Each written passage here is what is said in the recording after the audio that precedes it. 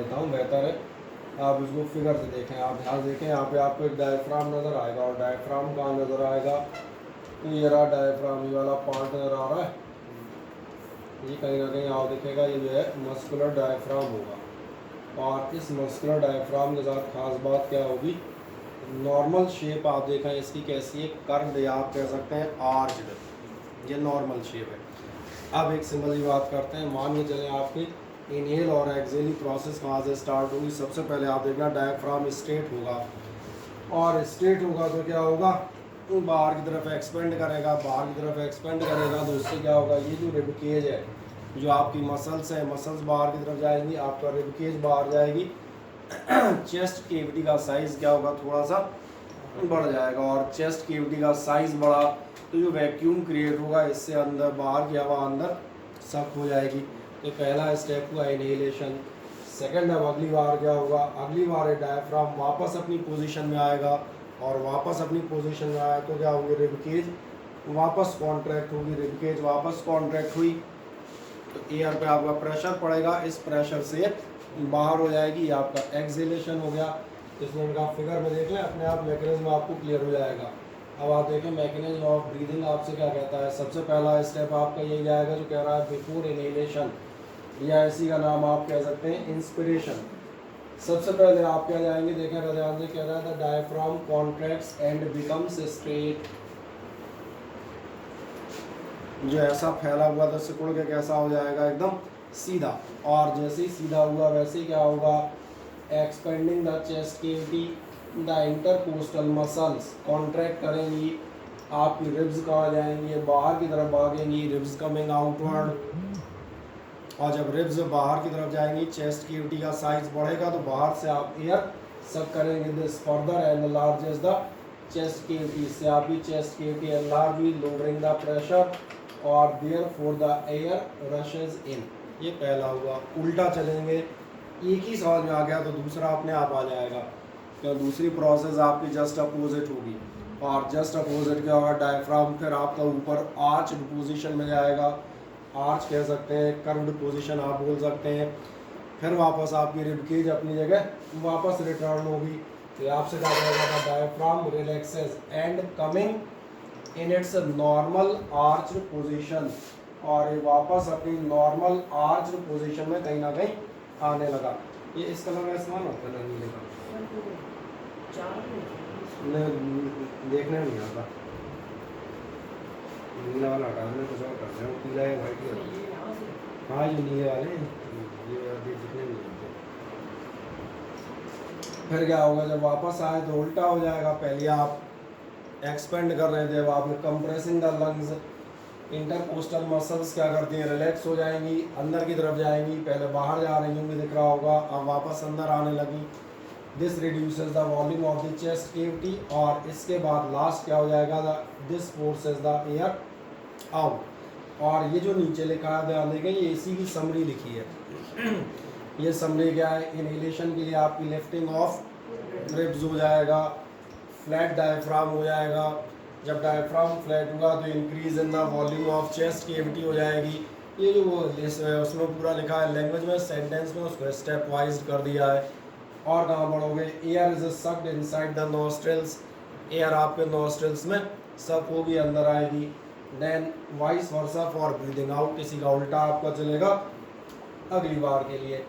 अब आप जाते हैं नेक्स्ट चीज जो आपके exchange of CO2 and O2 between the air and हम कहते हैं लंग्स। ये भी आप ध्यान होगा, ये आपसे कहा था जो आपकी एयर आती है कहाँ से स्टार्टिंग लेती है, ये आपकी एयर आती है नॉस्ट्रल्स से, और नॉस्ट्रल्स से जो एयर आएगी लंग्स तक जाएगी। जब लंग जाओगे तो लैरिंग्स, फेरिंग्स, ट्रैकिया ये सब होते हुए जाएंगे। मेन कहाँ पहुँचोगे, दोनों ब्रोंकाई, और इनसे मैंने कहा था लास्ट आप जाएंगे ब्रोंकियोल्स। और उनमें भी जो सबसे खास जगह है वो आपको याद दिला देता हूँ, वो आपसे कहा था बैलून लाइक स्ट्रक्चर होते हैं। क्या होता है, यहाँ से जो हवा आती है वो इसी में आपकी भर जाएगी।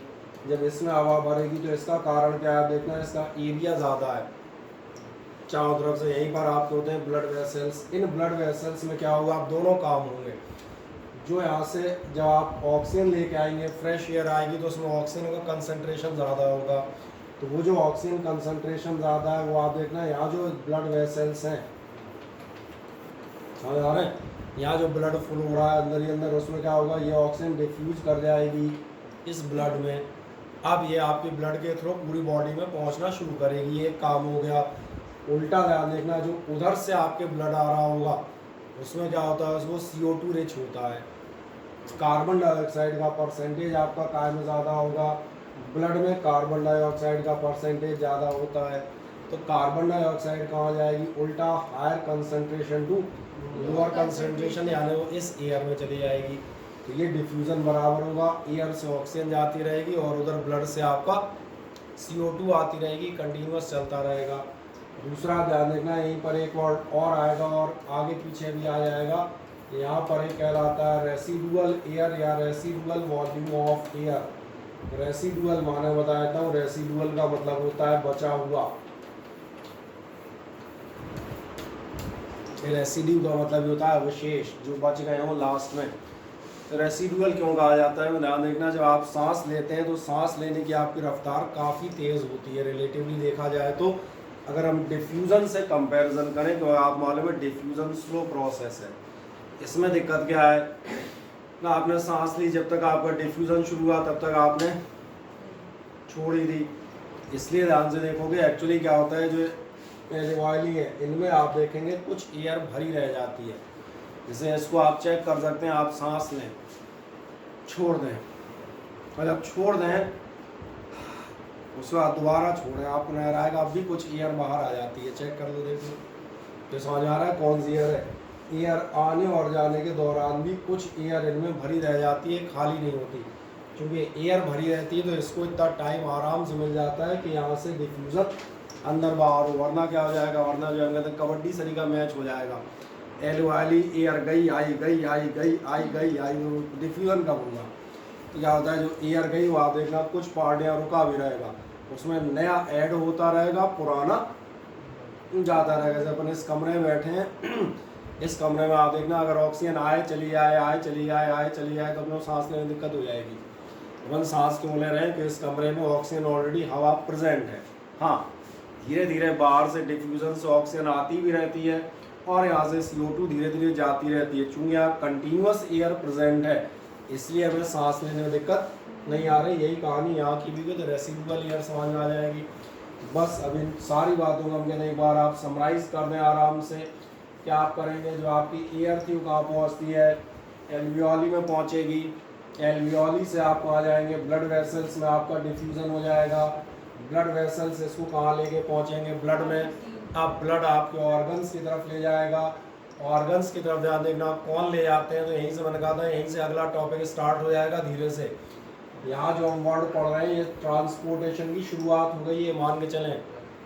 RBC याद है आपकी, RBC कहलाते थे रेड ब्लड सेल्स, या फिर अब आप इनका प्रॉपर नाम देते थे रेड ब्लड कॉर्पसल्स।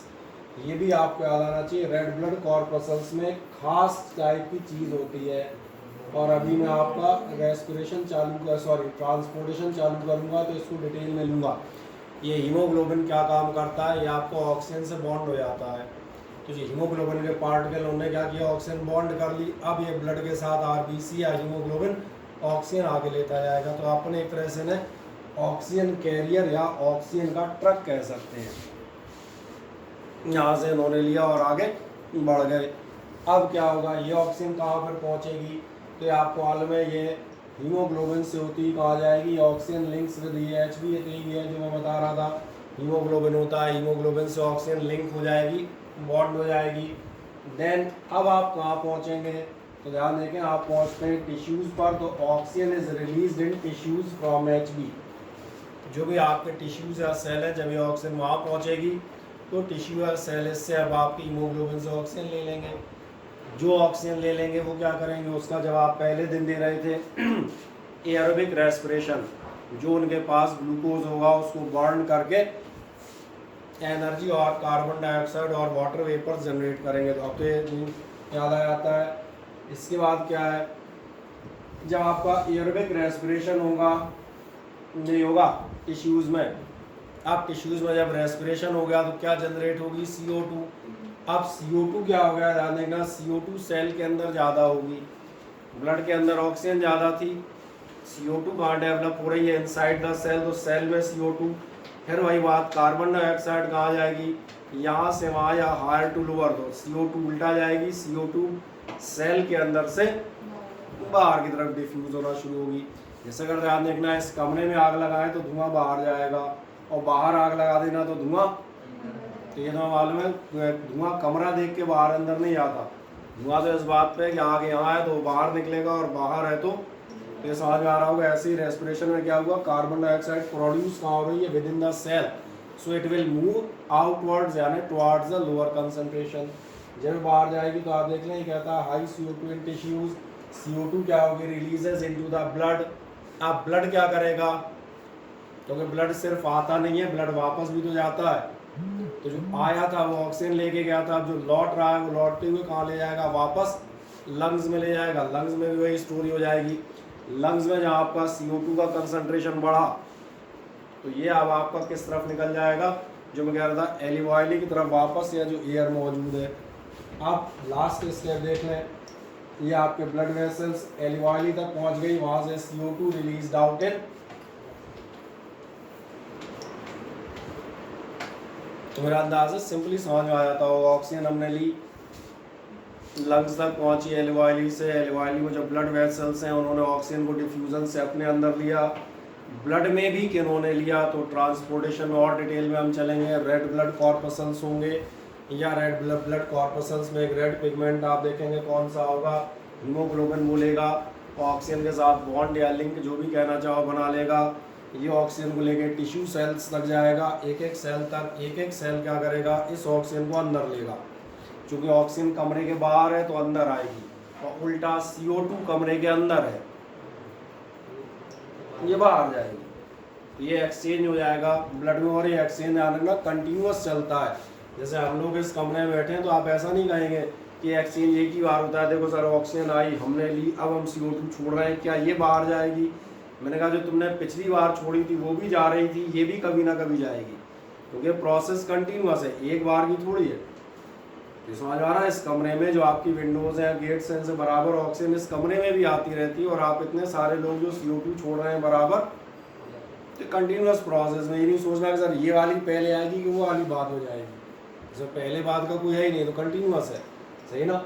ये ऐसे ही CO2 जो रिलीज़ हुई है वो ब्लड से होती है वापस निकल जाएगी, वो अपना उसमें बाहर रिलीज कर दी जाएगी। अब मुझे लग रहा है समझ में आना चाहिए, हाँ ना, कोई दिक्कत है इसमें बोलो, नहीं, ठीक। और एक आध चलो ये जो आपको रेसिडुअल बता रहे हैं, तो ये रहा, क्या होता है आपका during breathing cycle when the air is taken in and let out, जब भी आप एयर अंदर लेते हैं और बाहर छोड़ते हैं, क्या कह रहा है, the lungs always contain a residual volume of air, कुछ ना कुछ एयर रहेगी, ऐसा नहीं होगा कि एयर आई और एयर गई, मतलब उतनी देर के लिए लंग्स खाली हो गए, खाली नहीं होंगे।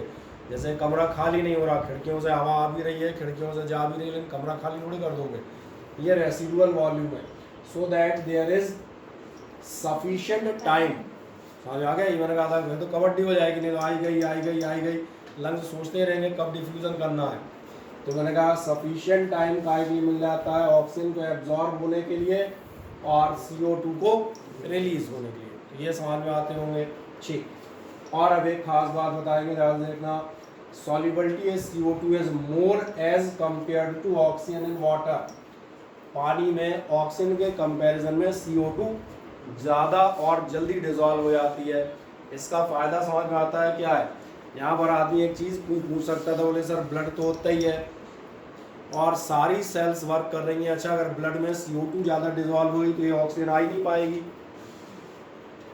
तो गड़बड़ हो जाएगी, या ऑक्सीजन ज़्यादा ले ली तो CO2 नहीं हो पाएगी। ध्यान देखना दोनों में एक छोटा सा अंतर है, ऑक्सीजन चलती है हीमोग्लोबिन के थ्रू, मेरी बात समझ में आ रही है, और जो ब्लड में आप पढ़ेंगे आगे जाके, ब्लड का 90 से 95% पार्ट पानी होता है, इस पानी में जो लिक्विड है उसमें जो गैस डिजॉल्व होती है वो CO2 होती है, इसलिए आप देखेंगे दोनों का प्लेस चलते उसी ब्लड में है, लेकिन उस ब्लड में चलने के बावजूद दोनों के प्लेस हल्का सा अलग रहते हैं।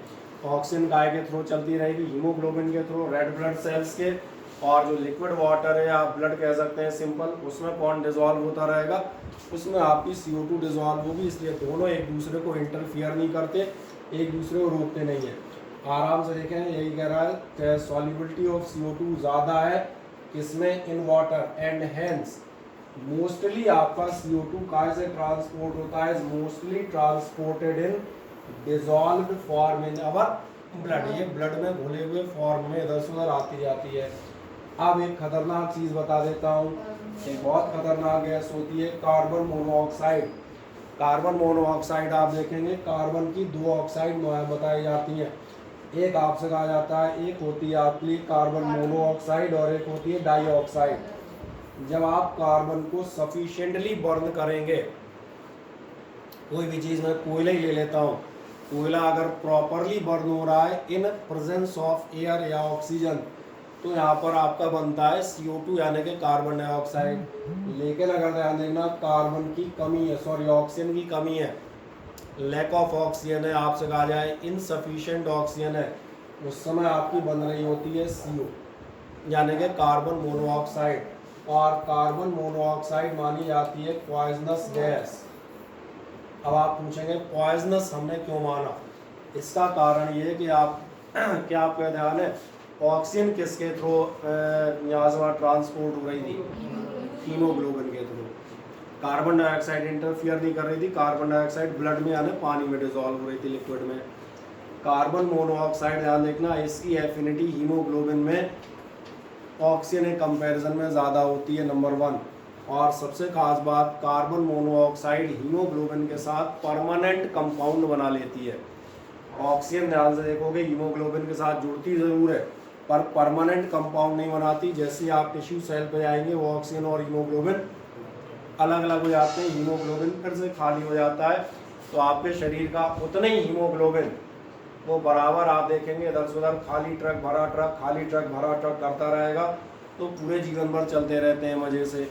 लेकिन अगर आपने मान के चले कार्बन मोनोऑक्साइड इनहेल की, तो कार्बन मोनोऑक्साइड इनहेल करते ही समझ में आता है क्या होता है, ये आपके हीमोग्लोबिन के साथ परमानेंट बॉन्ड बना लेती है, यानी शरीर में धीरे धीरे धीरे हीमोग्लोबिन खत्म होना या भरना चालू हो जाता है। खत्म ही समझ लो क्योंकि उसका मेन काम तो बंद कर दिया ना।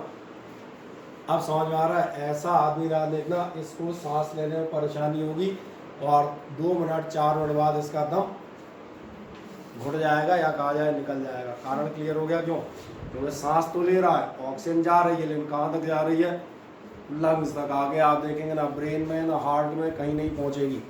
सबसे सिंपल एग्जाम्पल बताता हूँ, कई बार ऐसे हम कहते हैं एक्सीडेंट्स आप पढ़े होंगे कि जैसे कोई जो है ये रात में अंगीठी जला के ऐसा कुछ जला के हम कहते हैं गेट बंद करके सो गया।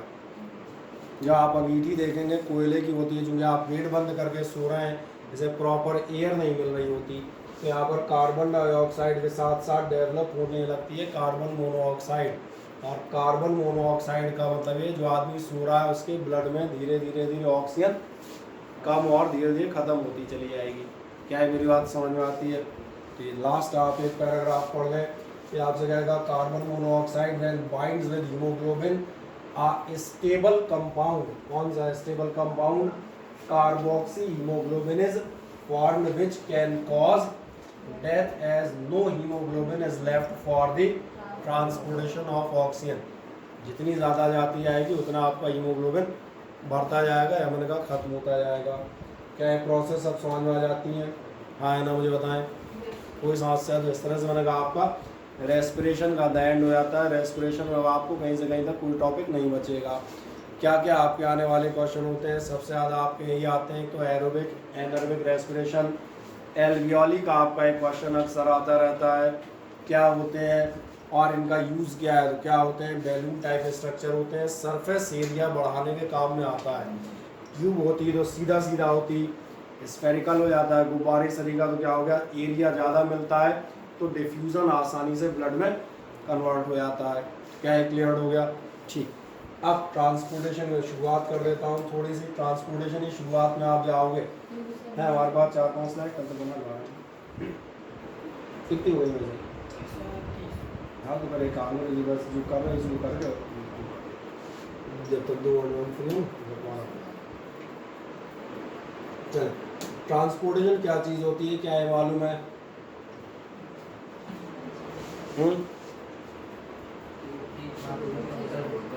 ट्रांसपोर्टेशन का मतलब ये होता है किसी भी मटेरियल को एक जगह से आप दूसरी जगह पहुंचाते हैं, ये ट्रांसपोर्टेशन कहलाता है।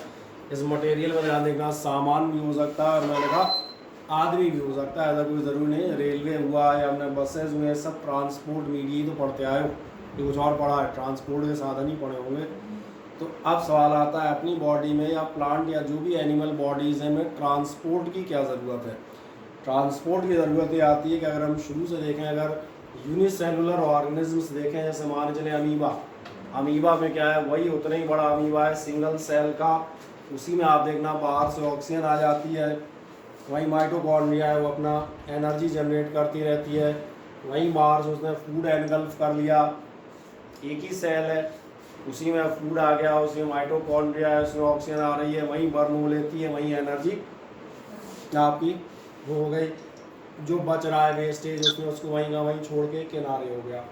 लेकिन अगर आप देखें अपनी बॉडी को देखें, क्या आपने ध्यान दिया है आपकी पूरी बॉडी में इतने सेल्स हैं कि हर, हाँ कोई क्वेश्चन?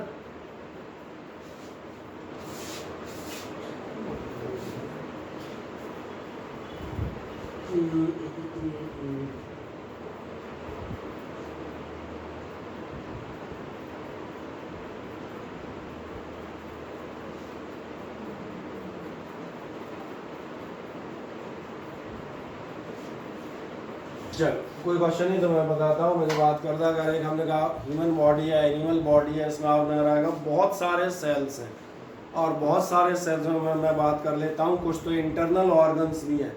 फॉर एग्जांपल हम अपने लिए बात करें, किडनी है, लिवर है, पेनक्रियाज है, स्मॉल इंटेस्टाइन, स्टमक, हार्ट, ये सब कहाँ है? ये सब आप देखेंगे ये एटमॉस्फेयर के डायरेक्ट कांटेक्ट में है ही नहीं, ये कहीं ना कहीं इनसाइड द बॉडी है। और जब इनसाइड द बॉडी है तो आपको समझ में आ रहा है इन तक ऑक्सीजन डायरेक्ट पहुंच ही नहीं सकती। अमीबा क्या था, डायरेक्ट कांटेक्ट इन एटमॉस्फेयर था सेल, इसको आपकी ऑक्सीजन डायरेक्ट मिल जाएगी तुरंत। अपने साथ क्या प्रॉब्लम आएगी, अपनी स्किन केवल आउटर सेल्स हम मान चलें ये डायरेक्ट कांटेक्ट एटमॉस्फेयर के हैं, तो ये मालूम है डिफ्यूज़न होती है स्लो प्रोसेस। तो अगर मान के चलें हम इस पर आधारित हो जाएंगे भैया हम ऑक्सीजन जो अपनी स्किन से ले लेंगे, तो ठीक है ले लोगे, लेकिन स्किन से ऑक्सीजन लोगे, स्किन ऑक्सीजन को लेगी, अब एक तो पहली बात तो स्किन सेल इस्तेमाल करेंगे तब अंदर भेजेंगे। तो तुमने ध्यान दिया अगर स्किन सेल पहले ऑक्सीजन अंदर खुद लेंगे फिर अंदर भेजेंगे, तो आपके हार्ट, लीवर, किडनी और यहाँ तक ऑक्सीजन जाने में कितना टाइम लगेगा? सही बोल रहा हूँ ना? ऐसे ही फूड मटेरियल के साथ भी ये होगा। आप एनवायरनमेंट से डायरेक्ट फूड लेने लगे तो भी आपका ध्यान जाएगा, जो इंटरनल सेल्स होंगे उनकी डिमांड, उनकी रिक्वायरमेंट आप पूरी नहीं कर पाएंगे। इसीलिए आपने ध्यान दिया होगा हमारे पास इन सारी प्रोसेसेस के लिए एक पर्टिकुलर सिस्टम है। खाने के लिए, न्यूट्रिशन के लिए एक पर्टिकुलर सिस्टम हमने पढ़ लिया, न्यूट्रिशनल सिस्टम। जो आपसे कहा था एनर्जी डेवलप करनी है जिंदा रहने के लिए तो खाना लाओगे एक सिस्टम से। रेस्पिरेटरी सिस्टम पढ़ लिया, इससे आप क्या लाओगे, ऑक्सीजन लाओगे। अब दोनों को मिलाना है, दोनों को बर्न करना है। और सबसे खास बात जो मैंने कहा, पैर के अंगूठे वाली सेल तक को एनर्जी देनी है, तो वहाँ तक खाना और पानी कैसे पहुँचेंगे? इसका मतलब है कहीं ना कहीं आपको ट्रांसपोर्टेशन की ज़रूरत पड़ेगी। बाकी ट्रांसपोर्टेशन आप देखना हर काम में लगेगा। ट्रांसपोर्टेशन गैसेस के लिए, मिनरल्स के लिए, न्यूट्रिएंट्स के लिए, आपका हार्मोन्स के लिए, मेडिसिन्स के लिए, कुछ भी आप लेंगे पूरी बॉडी के हर सेल को मटेरियल्स पहुँचे, इसलिए ट्रांसपोर्टेशन रिक्वायर्ड है। तो क्या है पहली बात समझ में आती है? आज देखिए हम यही कहीं से स्टार्ट करेंगे कि आपसे कहेगा यूनिसेलुलर ऑर्गेनिज्म्स, जैसे फॉर एग्जांपल अमीबा है, paramecium, do not require the transport of any material. इन्हें किसी मटेरियल के ट्रांसपोर्ट की जरूरत ही नहीं है। अरे भैया करेंगे भी कहाँ, ये भी तो सोचो। ट्रांसपोर्ट करने के लिए दूसरी जगह भी तो होनी चाहिए। तुमने कहा यहाँ से ले जाएंगे, मैंने कहाँ ले जाएंगे, तो कहाँ भी तो होना चाहिए नहीं। अब अगली बात जाए, these are in direct contact with near surroundings, अपने एटमॉस्फेयर के डायरेक्ट कांटेक्ट में होते हैं। क्या परिणाम आता है? From where they obtain these nutrients, जहाँ से उन्हें बड़े आराम से न्यूट्रिएंट मिल जाते हैं। These substances are distributed in the cytoplasm, ये सारी चीज़ें डायरेक्ट साइटोप्लाज्म में पहुँच जाती हैं। अमीबा के न्यूट्रिशन पहुँच पड़ ही चुके हो। Due to the streaming movement और ये स्टीमिंग मूवमेंट या था साइक्लोसिस कहलाते थे। याद था मैंने कहा था जैसे आपने कुछ खाया तो पूरे साइटोप्लाज्म में जो लहर सरी की लिक्विड में जेली होगी उससे इधर से उधर डिस्ट्रीब्यूट हो जाएगा। और यहाँ भी वर्ड लिया था, क्या लिया था, साइक्लोसिस। फिर क्या है, दे exchange gases from the external environment directly. जो भी इन एनवायरनमेंट से गैसेज का एक्सचेंज करना है डायरेक्ट हो जाता है। सिंगल सेल अमीबा ऑक्सीजन ले लेगा, CO2 दे देगा, खत्म, एक ही तो सेल है। और चारों तरफ से आप देखना खुली है, खुली से मतलब in touch of the environment. और आगे बढ़े, the exchange gases from the external environment directly by diffusion. अपने लिए नहीं हो पाएगा, अपन कहाँ कहाँ तक डिफ्यूजन कराएंगे। अब क्या कह रहा है, इन हायर ऑर्गेनिज्म्स, अगर आप बड़े ऑर्गेनिज्म में जाएंगे तो फिर क्या होगा, चाहे प्लांट हो चाहे animal, digested food, oxygen, hormone, waste, nitrogenous substances are to be carried from one place to the other. आपको फूड है, वेस्ट है, हार्मोन है, पानी है, मेडिसिन है, सब एक प्लेस से दूसरे प्लेस तक ले जाने की ज़रूरत पड़ेगी। और अगर पड़ेगी तो इसलिए उसने कहा इसीलिए आपको क्या करना पड़ेगा, so the transportation of material is. तो कभी आपसे पूछ ले ट्रांसपोर्टेशन क्या है, ट्रांसफर या carrying out of materials from one place to the other. और मटेरियल में आप बता सकते हैं फूड है, न्यूट्रिएंट है, हार्मोन एटसेट्रा। क्यों ज़रूरी है वो भी आप बताएंगे, क्योंकि इन हायर ऑर्गेनिज्म में एक प्लेस से दूसरे प्लेस तक जाना पड़ेगा। अब नेक्स्ट जाता हूँ अगला, कितने टाइप के सर्कुलेटरी सिस्टम होंगे। याद देखना, अपने पास दो टाइप के सर्कुलेटरी सिस्टम होते हैं, एक कहलाता है ओपन और एक कहलाता है क्लोज। ओपन और क्लोज सर्कुलेटरी सिस्टम क्या होते हैं, मैं बता देता हूँ सिंपल। आप एक नदी और एक पाइपलाइन के तौर पे समझ सकते हैं। नदी और पाइपलाइन में क्या अंतर होता है, देखा है। नदी में आप देखना पानी सीधा बहता चला जाता है, जो रास्ते में आएगा उसको मिलता जाएगा, जो नहीं आएगा उसको नहीं मिलेगा, खत्म। यही हो ना, पूरा पूरा पानी एकदम फैलता चला जाएगा, ये कहलाता है ओपन सर्कुलेटरी सिस्टम। जबकि पाइपलाइन में क्या होता है, आपने ध्यान देखना, पाइपलाइन टारगेटेड होंगी, यहाँ से जाने वाला पानी उस पॉइंट को जाएगा, एक ब्रांच इधर गई है उस पॉइंट को जाएगा। अपना जो सिस्टम है, हम पहले अपना सिस्टम बता देते हैं, जल्दी समझ में आएगा। अपना ओपन है कि क्लोज, अपना क्लोज है, क्योंकि अपने पूरे शरीर में पाइपलाइन बिछी है। बाद में इन पाइपलाइन को हम आर्टरी और वेन्स का नाम देंगे इसी टॉपिक में आगे, दोनों टेक्निकल नाम है, 2 मिनट बाद आएंगे। फिलहाल पाइपलाइन समझ में आ रही होंगी। जबकि कॉकरोच सरीखे देखोगे जो छोटे हुए हैं, उनमें आप देखना, उनमें क्या होता है, पूरा ब्लड एक साइड से, कोई नसें वसें नहीं है, हार्ट ने पंप किया, पूरा ब्लड लहर मारता हुआ आगे जाएगा और वापस, समझ आ रहा है। समुद्र में ध्यान दिया होगा, ज्वार भाटा से नहीं आते, लहरें इधर से उधर गई। तो ये कैसा सिस्टम है, ये ओपन सर्कुलेटरी सिस्टम है, लेकिन उनमें इसलिए चल जाता है वो छोटे हैं। समझ आ रहा है। अपना शरीर इतना बड़ा है कि अपने में अगर ऐसा जाएगा, पता नहीं एक टांग में ब्लड चला गया दूसरी रह गई। अपने पास क्या है, ऑर्गन्स ज़्यादा है, तो फिर अपने पास है, अपने को सिस्टमेटिक ज़रूरत पड़ेगी, एक एक अलग अलग ब्रांच लेके हर घर में अलग अलग कनेक्शन पहुंचाए जाएंगे। समझ आ रहा है, नलों का कनेक्शन देखे होंगे, हर घर में मैंने कहा अलग अलग पहुंचाने पड़ेंगे। और घर से मेरा मतलब है ऑर्गन्स से। ओपन सर्कुलेटरी सिस्टम क्या कहेगा, in this type of circulatory system the main blood vessels arising from heart. आपके हार्ट से मेन ब्लड वेसल स्टार्ट होते हैं, मेन 2-4, और क्या करते हैं, pour the blood into the tissue spaces, और टिश्यू के बीच में अपना ब्लड उंडेल देते हैं, खत्म मार, तो आपका चला जाएगा। एग्जाम्पल आपको ऑर्थ्रोपोडा, अच्छा ऑर्थ्रोपोडा माने याद है, ऑर्थ्रोपोडा माने बेटा कॉकरोच नहीं होते। किसी को ऑर्थ्रोपोडा याद हो तो फटाक से बताओ। हाँ, डाइवर्सी बड़ा था, आप सही कह रहे हैं। ऑर्थ्रोपोडा याद दिलाता हूँ, टेढ़ी टांग वाले कहलाते थे। अब भी नहीं याद आए, इंग्लिश में आपने जॉइंटेड लेग्स कहते थे।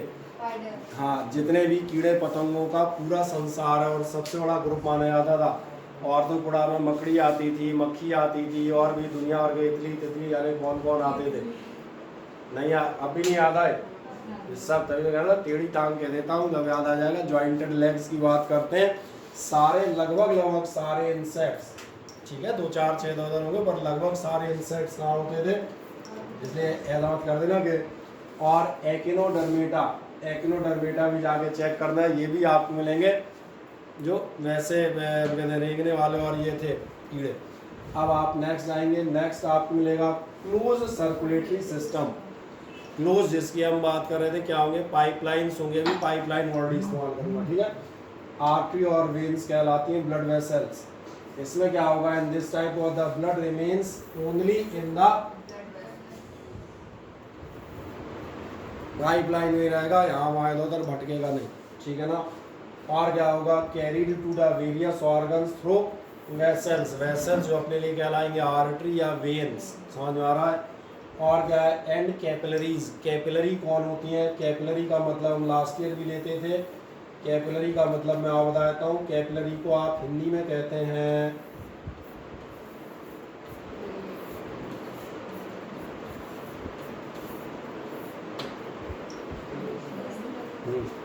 नली, माने मालूम है, केश माने,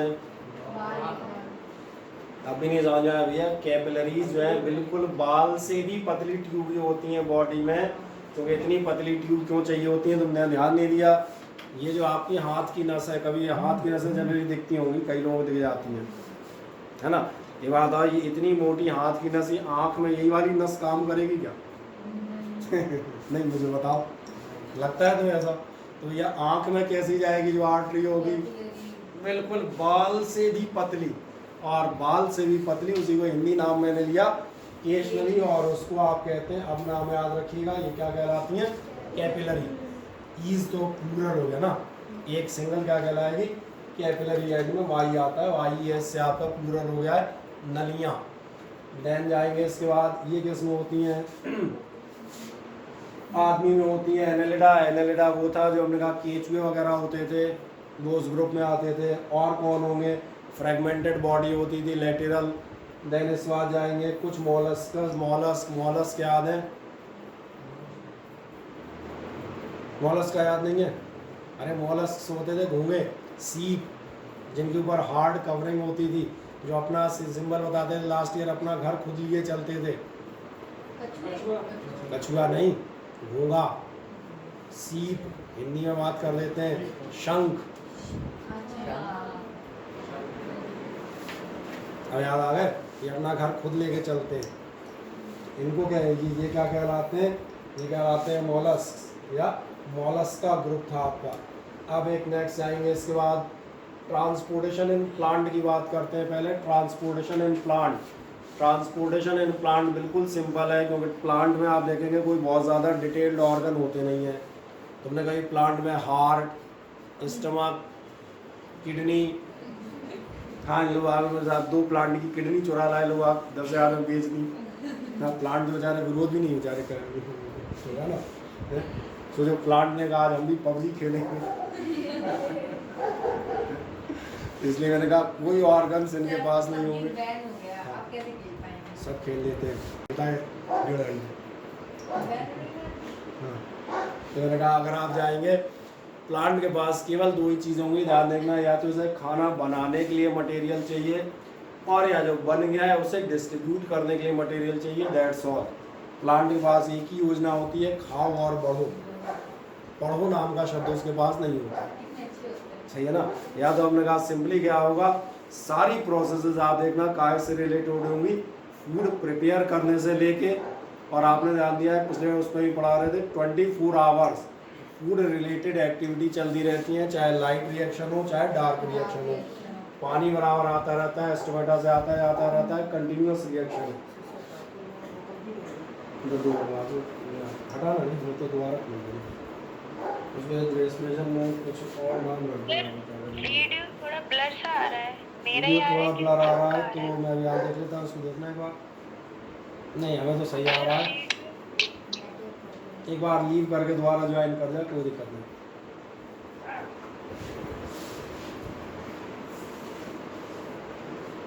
रुमाल है क्या? रुमाल है क्या? ये कुछ और कपड़ा दे दीजिए। अरे कुछ नहीं है,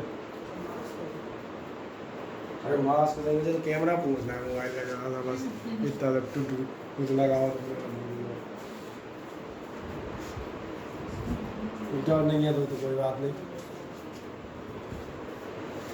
चलो मैं जो कह रहा था, अब अगली बात जाएंगे प्लांट्स में। जब आप जाएंगे ट्रांसपोर्टेशन में दो ही एक्टिविटीज़ होंगी। खाना बनाने के लिए आपको याद था फोटोसिंथेसिस के लिए रिक्वायर्ड मटेरियल क्या थे? ये आपके थे CO2 और वाटर। तो जो हम कहते हैं एंजाइम्स होते हैं या क्लोरोफिल है, वो तो ऑलरेडी प्लांट में ही होते हैं। तो इसका अलावा आपको याद आएगा CO2 एटमॉस्फेयर से आ जाती थी स्टोमेटा के थ्रू, और जो आपका पानी है वो कहाँ से आएगा? वो आएगा रूट्स से। बस इसको ट्रांसपोर्ट करना पड़ेगा। इसको ट्रांसपोर्ट हमें क्यों क्यों करना पड़ेगा? क्योंकि ये आप देखना, ये एक नीचे से आ रहा है। बाकी पूरे प्लांट में स्टोमेटा है, CO2 तो अपने हिसाब से फिर भी ले लेंगे, पानी के लिए केवल नीचे डिपेंडेंट है। ऊपर वालों को पानी डायरेक्ट एटमॉस्फेयर से नहीं मिलने वाला। इसका मतलब पानी को नीचे से ऊपर तक हमें लेके जाना पड़ेगा। और पानी को जब आप ऊपर से नीचे तक लेके जाएंगे तो यहाँ ध्यान देखना, यहाँ ये वर्ड आपको याद आएगा, ये आपके होते हैं जाइलम फाइबर्स। ये भी याद दिला देता हूँ, ये सेल्स होते हैं डेड, ये होते हैं हार्ड, और इनमें एक वर्ड आता था लिग्निन, कहा जाता था ये सेल हो जाते हैं लिग्निफाइड। सीमेंटिंग मटेरियल, बिल्कुल सही कह रहे हैं। लिग्निन आपका सीमेंटिंग मटेरियल था, यानी सीधा कहा जाए हार्डनिंग मटेरियल था। और किसी को सीमेंटिंग मटेरियल नहीं समझ में आया तो क्या कर देता है? हार्ड। तो ध्यान देखोगे ये जो आपका जाइलम है ये एक और काम करता है। डेड सेल्स हैं, मैंने कहा हार्ड का की वजह से सीमेंट सरी के मटेरियल, लिग्निन की वजह से लिग्निफाइड सेल्स होते हैं। ये जब ध्यान देखना है, ऐसी सीधी पाइपलाइन बनेगी। तो आपने ध्यान नहीं दिया, बिल्डिंग बनते देखी है? बिल्डिंग में आपने देखा कॉलम में हम सरिये डालते हैं, अभी नहीं आया समझ में? ये हार्ड जो आपका पाइपलाइन हो गई है, ये क्या करेगी? प्लांट को आप देखना मैकेनिकल सपोर्ट देती है, प्लांट को सीधा खड़ा रहने में मदद करती है। जितना बेहतर होगा, जैसे आपके जो है जो ओल्ड ट्रीज होते हैं मजबूत सीधे खड़े होते हैं, उनमें आप देखेंगे कहा जाएगा 70 से 90% आपका यही होता है जाइलम और इससे रिलेटेड मटेरियल। इसलिए आप देखेंगे इतना ऊंचा पेड़ बिल्कुल सीधा खड़ा रहता है, क्योंकि एक ऐसा है बिल्कुल हार्ड सेल्स। तो जाइलम समझ में आते हैं। जाइलम का ट्रांसपोर्टेशन कहाँ होता है? केवल ऊपर की तरफ, नीचे नहीं होगा। और इससे क्या चीज़ ट्रांसपोर्ट होती है? पानी। अब ये पानी पहुंचा, खाना बनेगा। जब खाना बनेगा तो खाना ध्यान देखना सबको चाहिए, वो केवल लीव्स के भरोसे नहीं है। लीव ने खाना बना लिया तो अपना अपना खा लेंगी। लीव्स से ये खाना जो है हम कहते हैं इंटरनल पार्ट्स और बाहर के सेल्स तक भी जाएगा। तो इसके लिए आपके कौन से लगेंगे? अभी नहीं याद आए पीएच लिखने से? फ्लोएम सेल्स है, फ्लोएम आपके लगेंगे टिश्यूज़। फ्लोएम ध्यान रखना, फ्लोएम से जो ट्रांसपोर्ट होता है फूड मटेरियल का होता है। और सबसे खास बात, ये दाएं बाएं ऊपर नीचे चारों तरफ हो सकता है, क्योंकि फूड ऊपर ऊपर थोड़ी पहुंचाओगे, फूड तो रूट्स को भी चाहिए भाई, तो नीचे भी तो ले आना पड़ेगा। तो ये मोटे तौर पे आप समझ में आ रहे होंगे। यही प्लांट ट्रांसपोर्टेशन सिस्टम दिए हैं। एक दिया है जाइलम। जाइलम में आपसे बताया जाता है conducts water and minerals from the soil. दूसरा बताया जाता है फ्लोएम। फ्लोएम क्या काम करता है? कंडक्ट्स फूड प्रोडक्ट्स सिंथेसाइज, जो भी आपके फूड प्रोडक्ट सिंथेसाइज में in leaves to the other parts, बाकी पार्ट्स को आपके पहुंचा देता है। अब बात करेंगे। हाँ, पानी से जो वाटर होता है वो जाइलम स्ट्रेट चलता है, तो लीव्स जो होती है जो आड़ी टेढ़ी होती है उनमें पानी कौन? नहीं, जाइलम आपने ऐसा नहीं सोचना, बिल्कुल सीधा होता है। जाइलम ऐसा होता है, ये मान चले एक मेन जाइलम,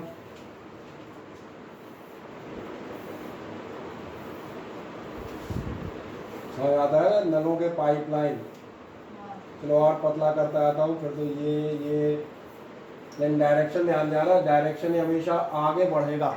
ऊपर से आ रहा मतलब है पानी हमेशा कहाँ जाएगा? आगे को, पीछे नहीं आएगा। अच्छा, फ्लोएम के साथ उल्टा है। मान चलो थोड़ी देर के लिए अब ये फ्लोएम मान लें। फ्लोएम में ध्यान देखना, खाना इधर से इधर भी जा जाएगा और इधर से फ्लोएम में दोनों साइड जा सकता है। जहाँ जैसी ज़रूरत है, जिसको ज़रूरत है वो फूड लेगा या देगा।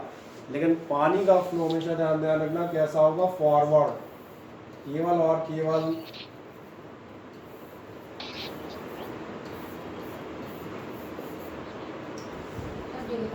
एकदम सीधा मसला है ना, बड़ी दिक्कत हो जाएगी। एकदम सीधा और बेचारी बगल वाली ब्रांच सूख जाएंगी। सही कह रहे हो, उनका तो मवेशी खत्म हो जाएगा।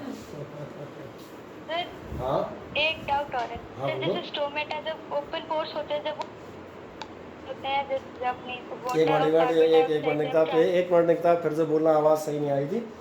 जो स्टोमेटा होते हैं पोर्स, उनका क्या हुआ? सर जब स्टोमेटा ओपन होता है, अगर लीफ के ऊपर जैसे बारिश हुई, लीफ के ऊपर पहले से ही पानी है वहाँ पर और स्टोमेटा ओपन हुए तो वो पानी अंदर नहीं जाता स्टोमेटा से। आप सही पूछ रहे हैं, लेकिन जब लीफ के ऊपर बारिश होगी तो आप देखना स्टोमेटा ओपन कैसे हो जाएगा।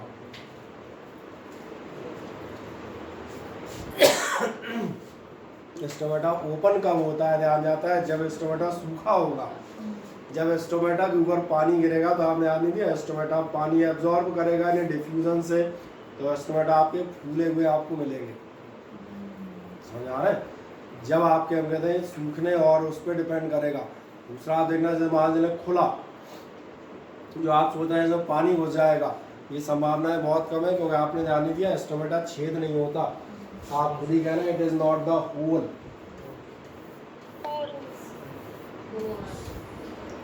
और इस कोर्स का एग्जाम्पल मैं आपको बता देता हूँ। कभी आप नहाते हैं? अब है क्या पूछ रहा हूँ, नहाते हो कि नहीं नहाते? अच्छा नहाते हैं, पानी डालते हो ना, जहाँ तुम्हारे बॉडी से पानी बाहर आता है पसीना, और जिन पोर्स से बाहर आता है, जब नहाते हो, कभी क्वेश्चन नहीं समझ आ रहा मैं क्या पूछना चाह रहा हूँ? 2 लीटर पानी अंदर चला गया। समझ आ गया? जो निकटा वाला क्वेश्चन था कुछ ऐसे ही था। बोले सर यहाँ से पानी बाहर निकलता है, बोले कहीं अंदर घुस गया तो? मैंने कहा तुम कभी नहाओगे और नहाते में उल्टा हो गया। बोले बहुत पसीना निकलता है। कई लोगों ध्यान देना, बहुत ज़्यादा पसीना आता है, एकदम धूप में चला दो, एकदम माथे से बूंदें टपकने लगती हैं। और सोचो ऐसा आदमी मुँह धोए, फिर इतना बड़ा मुँह लेके बाहर आ गया। बोले क्या हुआ? बोले धो के आ रहा हूँ। फिर निचोड़ा तो किया जा सकता है ना, इसलिए मैंने कहा ये ध्यान रखना, ये कोर्स इनके साथ ये चीज़ें नहीं होंगी। आप चले, जो आपको जायलन तो मैंने मोस्टली बता दें 80% जो पार्ट बता दिया है, वो आपको सब चीज़ें एक बार मिलती आएंगी, उनको पढ़ देते हैं केवल। एक आध कोई नया देखेगा तो उसको डिस्कस कर देंगे, ठीक है ना? लेकिन जाइलम वेसल इज आप नॉन लिविंग, आपसे कहा मैंने कहा था डेड, ये नॉन लिविंग कह रहा है, कोई प्रॉब्लम नहीं। लॉन्ग ट्यूब है विच रन्स लाइक अ ड्रेन पाइप। ड्रेन पाइप तो कह ही रहे थे, पाइप की तरह आपके काम करते हैं, ऊपर से नीचे जाते हैं। Through the plant xylem vessel is made up of many hollow dead cells. तमाम सारे हॉलो डेड सेल्स का बना होता है, या बता चुके थे डेड सेल्स होते हैं joint end to end. Joint end to end मतलब ये तो तुम्हारे यहाँ भी कहीं नलों की फिटिंग है, आप कहते हैं कभी बाहर सीवर की फिटिंग देखोगे तो एक पाइप थोड़ी होता है भैया, एक पाइप होगा, उसमें दूसरा कसा होगा, दूसरे बाद तीसरा कसा होगा। ऐसे ही जाइलम भी आप ऐसा सुनो ना, एक ही पाइप बढ़ता चला जाता है। जाइलम में भी आपका एक पाइप होगा, उसके आगे दूसरा, उसके आगे तीसरा, छोटे छोटे आपके जाइलम के टिश्यूज एक दूसरे से कनेक्ट होते हैं। ये तो ऐसे समझ में आएगा। अब क्या, रन फ्रॉम, कहाँ से कहाँ तक जाते हैं? From the roots of the plant right up, सीधे ऊपर जाते हैं। थ्रू द स्टेम, तने से होते हुए, तो नॉर्मल सेंस है, रूट से जाएंगे तो पहले कौन मिलेगा? तना, ब्रांचेस, फिर कहाँ तक पहुँचेंगे? तो लास्ट में पहुँचेंगे रीच द लीव्स। थोड़ा सा दिमाग में पेड़ तुम्हारे हो कैसा होता है तो अपने आप लाएंगे, समझ में आएंगे। Then these branches branch into every leaf of the plant, और हर लीफ में जाके इनमें क्या होने लगती है? ब्रांचिंग होने लगती है। ब्रांचिंग शायद मैं यहाँ बता रहा था, यस, जैसे ये पत्तियों में जाएंगे, या पत्तियों में नहीं है तो नॉर्मल भी जाएंगे, तो भी आप देखना ब्रांचिंग धीरे धीरे इनमें होती चली जाती है। और क्या होगा? Xylem vessels do not contain cytoplasm. इनमें साइटोप्लाज्म नहीं होता। क्यों नहीं होता? सीधी बात, डेड है भाई, डेड में साइटोप्लाज्म कहाँ से आ जाएगा है? तो फिर होता क्या है? The walls of the xylem are made up of, ये नाम याद आ जाते हैं। और ये आपने बता दिया था, लिग्निन क्या है? Is a very hard and strong substance, cementing material कहलाता है। ये लास्ट ईयर हम वर्ड लेते थे, सीमेंट का काम भी सबको मालूम है, हार्ड है। इसलिए xylem vessels also provide strength to the stems and help, stems को ताकत देते हैं, जो मैं कहता बिल्डिंग्स के आपके रॉड्स की तरह काम करते हैं। और क्या काम करते हैं? And help to keep the plant upright, plant को सीधा खड़ा रहने में मदद करते हैं। मुझे नहीं लगता कि इसमें कोई ऐसी चीज़ होगी जो आपको समझ में ना आ रही हो what is written in your sheets, क्योंकि मैंने सारी चीज़ें एक बार में पहले बता दी। दूसरा क्या बताएगा, जो आपकी वुड है, वुड माने समझ में आता है लकड़ी, is made almost entirely of lignified xylem vessels. अभी आपसे कहा था जो मोटे पेड़ हैं बड़े बड़े इतने मोटे तने वाले, यही वुड होती है। ये वुड मैंने कहा था 70 to 90% काय की बनी होती है, इन्हीं लिग्निफाइड जाइलम और सेलुलोज की यही लकड़ी कहलाता है। कह रहा है ऑलमोस्ट ज़्यादातर काय की बनी होती है, लिग्निफाइड जाइलम वेसल्स की। फ्लावरिंग प्लांट्स में ध्यान रखना, फ्लावरिंग प्लांट में जाइलम जो है आपके क्या करते हैं, ट्रांसपोर्ट वाटर और both xylem and tracheids transport water. Tracheids कुछ नहीं होते, जो बिल्कुल पतले पतले, ट्रैकिया अभी नहीं बता रहे, पतले ट्यूब। कॉकरोच में एग्जाम्पल आया था, कॉकरोच ही पीठ में होते हैं, पतली ट्यूब कहलाती हैं। तो ये पानी का आपके ट्रांसपोर्ट करती हैं। तो मुझे लग रहा है जाइलम की इतनी कहानी आपको समझ में आने के अलावा याद हो जानी चाहिए। अब ट्रैकीड्स के बारे में एक दो लाइनें हैं। चलो ये शीट अपनी एंड है, इसको हम बदल लेते हैं 1 मिनट में, ठीक है।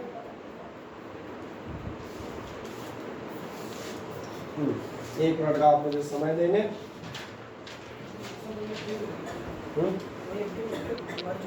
जमा हो गई, कह रहा नहीं कि दोनों हो गई, ठीक के बाद एक चलने लगी, ठीक है।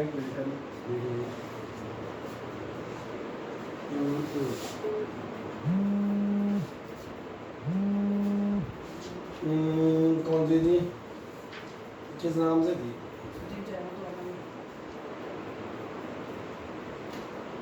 लास्ट डेट कितनी है?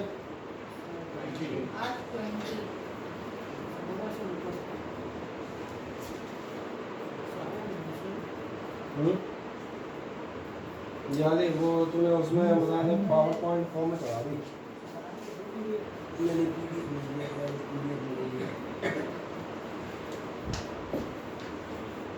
एक और बार को वेट करें।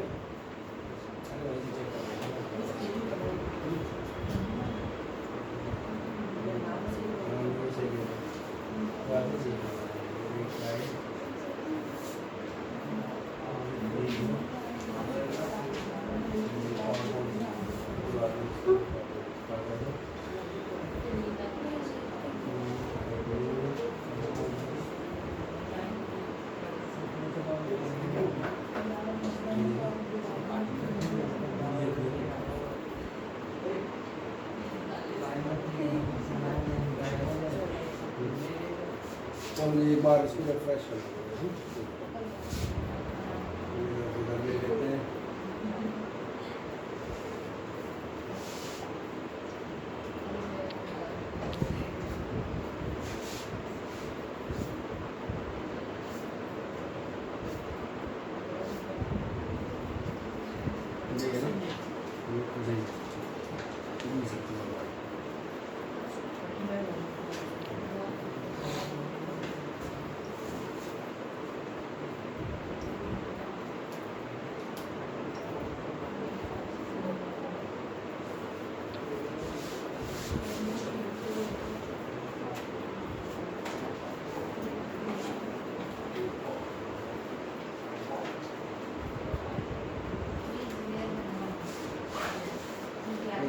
इधर में शीट चाहिए थी।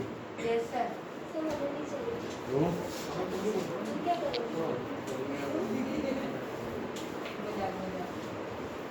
शीट नहीं आ रही।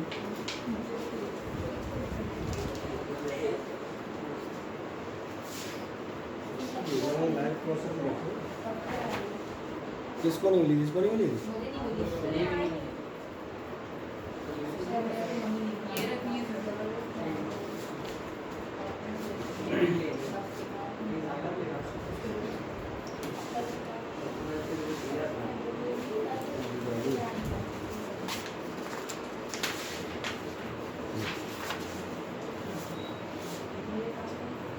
और कोई बच गया शीट के लिए? कहीं नहीं मिली? 2-3 दिन से शायद आ नहीं रहे थे हैं। चलो ठीक है, और भी जो शीट चाहिए तो हम बताएं। और शायद अब तो 3-4 लोग बचे होंगे शीट के लिए, मुझे ज़्यादा लग रहा है। चलो वो अपना बताएं, ले लेना आके किसी दिन किसी टाइम मिले। आए बचा हुआ पार्ट स्टार्ट करते हैं ट्रांसपोर्टेशन का। चलो ये तो हमने डिस्कस कर ही लिया था। और जाते हैं आगे, ट्रांसपोर्टेशन ये थे अपन यही गई थे, जाइलम आपको बता दिया मैंने। हम बात कर रहे थे ट्रैकीड्स की, है ना। ट्रैकीड्स पे आपसे क्या कहा था, ये क्या होंगे, एलोंगेटेड 5 से 6 एम के डेड सेल्स होंगे, बिल्कुल पतले, जो हमने कहा पाइपलाइन टाइप होती है, ट्यूब कहा जाए। बाकी सब कहानी वही है, विद हार्ड लिग्निफाइड वॉल्स। और क्या होगा, wide lumen and narrow end, बीच में आपके कैसे होंगे, थोड़ा चौड़े होंगे। और एंड वॉल्स कैसी होंगी, नैरो, यानी नैरो मतलब वो पतली सकरी ऐसे कुछ कहा होगा ना, नैरो मिडिल पार्ट, सही। और क्या कह रहा है, outline they are circular, polygonal और पॉलीहेड्रल। जो इनका हम कहते हैं जैसे पाइप है, पाइप का आउटलाइन देखोगे तो कैसी हो सकती है, आउटलाइन में समझ में आ रही है, पाइप लाइन में दिखा देता हूँ एक बना के। ये आपका पाइप लाइन है, ये पाइप आप देखोगे ये कैसा है, सर्कुलर। जबकि ये आप देखोगे ये पाइप लाइन हो जाएगी, हम कहते हैं पॉलीगोनल टाइप, ऐसी भी होती है ना, देखे होंगे ऐसे ही पाइप, ऐसा नहीं है। कैसा हो सकता है, सर्कुलर हो सकता है, पॉलीगोनल हो सकता है, तो बता रहा है कई टाइप के शेप के हो सकते हैं। देन आप जाएंगे इसके बाद, ट्रैकीड कॉन्स्टिट्यूट 90 से 95%, ये जो आपके बिल्कुल पतले पतले ट्यूब्स हैं 5 से 6 mm के, और 5-6 mm समझ में आ रहा होगा बिल्कुल। तो ये क्या हो गया, वुड इन एंजियोस्पर्म्स, एंजियोस्पर्म्स की वुड में इनका हिस्सा कितना होता है, 90 से 95%। और एंजियोस्पर्म में आधे किसी को क्या होते थे,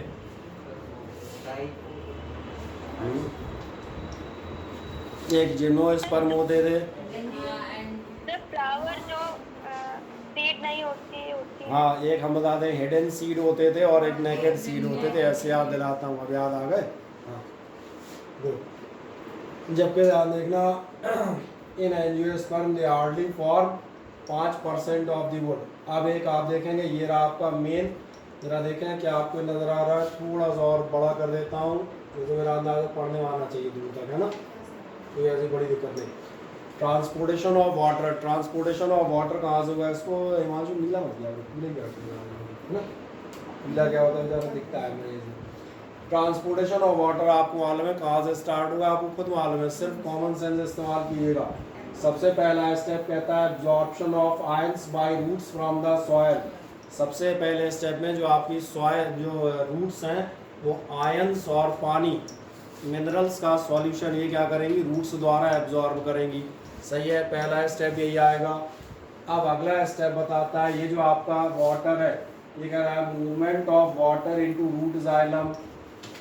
रूट जाइलम में आपका मूव करेगा, भाई वहीं से तो शुरुआत कर रहे हो। फिर रूट जाइलम के बाद फिर कहाँ जाएगा, रूट के बाद फिर ये पानी कहाँ चढ़ेगा, है उसमें नहीं पढ़ना बेटा, कॉमन सेंस लगाना, उसमें पढ़ के कब तक साइंस का जवाब दोगे। जड़ के बाद पानी कहाँ जाएगा, सीधी बात है, मैंने कहा ऐसा कोई थोड़ी उसे पढ़ के रख के अपन जवाब देंगे। इसने कहा तो देखें हमने क्या करता है, चलो root xylem from soil, root xylem में पहुंचा।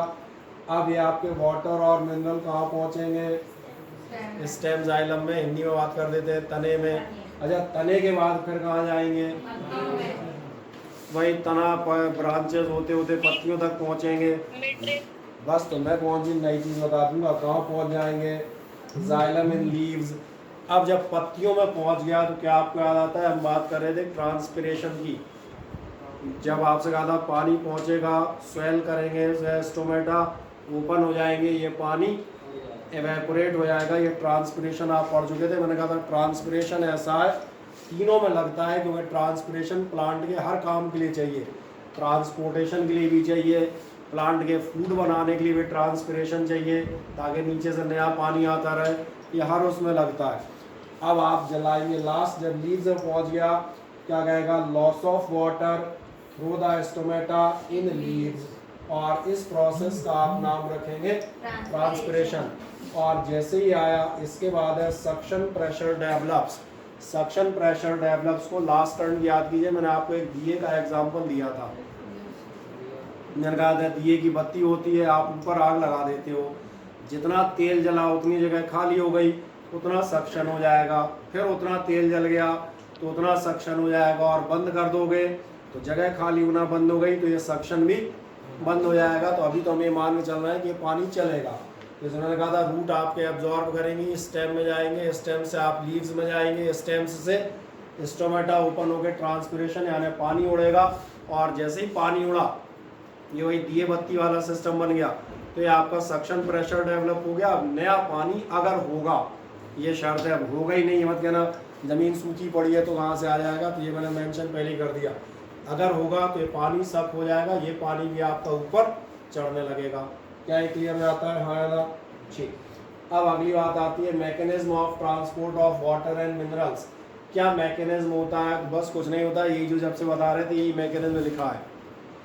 ये जो मैं तब से बता रहा था यही मैकेनिज्म अब कैसा लिखा है, पहले फ्लो चार्ट में लिखा था, अब लैंग्वेज में लिखा है। फ्लो चार्ट में इज एम आर दिस नहीं थे, इसमें मिल जाएंगे। आज बिल्कुल सीधा पढ़ते आते हैं डायरेक्ट। क्या कह रहा था? Plants take in water containing dissolved minerals. वो पानी जिसमें मिनरल डिजॉल्व हैं लेते हैं, कहाँ से लेते हैं? From the soil. कैसे ले लेते हैं? तो कहेगा थ्रू देयर रूट्स। और एक भी वाक कट के, वैसे मुझे लगता है 99% नहीं अटकेंगे क्योंकि हम इसे रिपीट कर रहे हैं आपकी बात। क्या कह रहा है? The roots of a plant have hair called root hairs. ये सारी चर्चा हम लोग 4 बार कर चुके हैं। प्लांट्स में लास्ट में रूट हेयर होते हैं। क्या कह रहा है? The function of root hair is to absorb water and minerals from the soil. और ध्यान रखना रूट हेयर केवल मिनरल और सॉल्टी नहीं एब्जॉर्ब करते, जब कभी खाली जगह में पहुंच जाते हैं जहाँ हवा होगी तो ऑक्सीजन भी करते हैं। ये अपन ने रेस्पिरेशन में पढ़ा हुआ था, ये तो याद है ना। इसमें ने कहा water and mineral from the soil. फिर क्या कहेगा? The root hairs are directly in contact with the film of water. Root hairs आपकी फिल्म ऑफ वाटर के कांटेक्ट में होते हैं, तो पानी का डिफ्यूजन या एब्जॉर्प्शन जो भी आप कहना चाहें वो होता है। चलते जाएं in between the soil particles. तो क्या होगा? water and dissolved minerals get into the root hairs by the process of diffusion। नहीं आया अभी समझ में? उसी प्रोसेस को प्रॉपरली एक बार डिटेल में एक्सप्लेन कर दिया जो आपसे बात कर रहे, बाकी सारी चीज़ें नहीं मिलती आएंगी। अब ये कहाँ जाएंगे? अब cell to cell, cell to cell धीरे धीरे आगे बढ़ेंगे। तो क्या होगा? The water and mineral absorb by the root hair. जिन्होंने रूट हेयर ने जिनको एब्जॉर्ब कर रखा है वो कहाँ जाएंगे? Pass from cell to cell, एक से दूसरी, दूसरे तीसरी अंदर चलने लगे। क्या ये प्रोसेस याद आती है? मैंने कहा था डिफ्यूजन ऑफ वाटर कहलाता है, ये भी मालूम है। बिल्कुल एक एक अब ये क्या है, बिल्कुल बारीकी से समझा दिया है। एक तो रफ होता है, क्या होता है भैया, रूट से पानी आता है, स्टेम में आता है, लीव्स में गया और ऊपर ट्रांसपिरेशन से उड़ गया। ये प्रोसेस भी बिल्कुल सही है, बस ये क्या एकदम रफली पूरी हुआ है, रफली एकदम झटके निपटा दी। एक एक डिटेल बताओ। बोले भैया रूट हेयर होते हैं, उनसे पानी एब्जॉर्ब होता है, फिर अगली सेल में आता है, फिर ऑस्मो से फिर रूट में आएगा, फिर एक डिटेल बता दो, रहेंगे वहीं। तो क्या होगा? ये आपका पहुंच गया रीच द रूट जाइलम। अब जब रूट जाइलम में जाएगा तो रूट जाइलम किससे कनेक्ट होंगे? ऊपर आपके स्टेम से, और स्टेम से कनेक्ट होंगे तो अगला स्टेप क्या आएगा? The xylem vessels of the root of plant are connected to the xylem of stem। तने में कनेक्ट है। फिर क्या होगा? So the water containing dissolved minerals enters from the root xylem। root xylem से आके कहाँ एंटर कर जाएगा? into the stem xylem vessels। और vessels माने याद है पाइप या ट्यूब। ये फिर बताऊंगा, कोई सोच रहा vessels माने क्या मटके या घड़े? अरे कई बार हो जाता है वेसल माने बर्तन भी होते हैं, क्योंकि कई बार लोग सोचेंगे जब पेड़ के अंदर घड़े कब से मिलने लगे। मुझे बता दिया वेसल्स मतलब पाइपलाइन भी होती हैं। अब इसके बाद कहाँ जाओगे? तने से ऊपर और ऊपर बढ़ते जाओगे, लास्ट में लीव्स तक पहुँचना है। तो क्या होगा? The water and mineral carried by the xylem vessels in the stem. जो आपके स्टेम में थे अब ये कहाँ होंगे? Reach to the leaves. कैसे पहुंचे? Through the branch the xylem. ब्रांचें जो मैंने कहा था पाइपलाइन सभी की ब्रांचें होती हैं। देन इसके बाद विच एंटर फ्रॉम द थोड़ा कट रहा है, ठीक है हाँ चल। कहा थे हम? Xylem vessels which enter from the petiole. Petiole माने मालूम है stock of the leaf. Stock of the leaf याद है कि भूल गए? जहाँ से लीफ जॉइंट होती है। हाँ, जहाँ से लीफ जॉइंट होती है। कभी आप अब जब घर जाओ तो कभी भी तो एक पत्ता देखना तो समझ में आएगा ये हम कहते हैं ये आपका, ये मान चले कोई भी ब्रांच, यहाँ से पत्ती ज्वाइन होती है, डाल दिया जाए छोटी सी गांठ टाइप होती है, उससे ऐसी पत्ती निकलेगी। और थोड़ा बड़ा इसलिए बना रहा हूँ ताकि आपको दिखे, इसके बाद पत्ती शुरू होगी।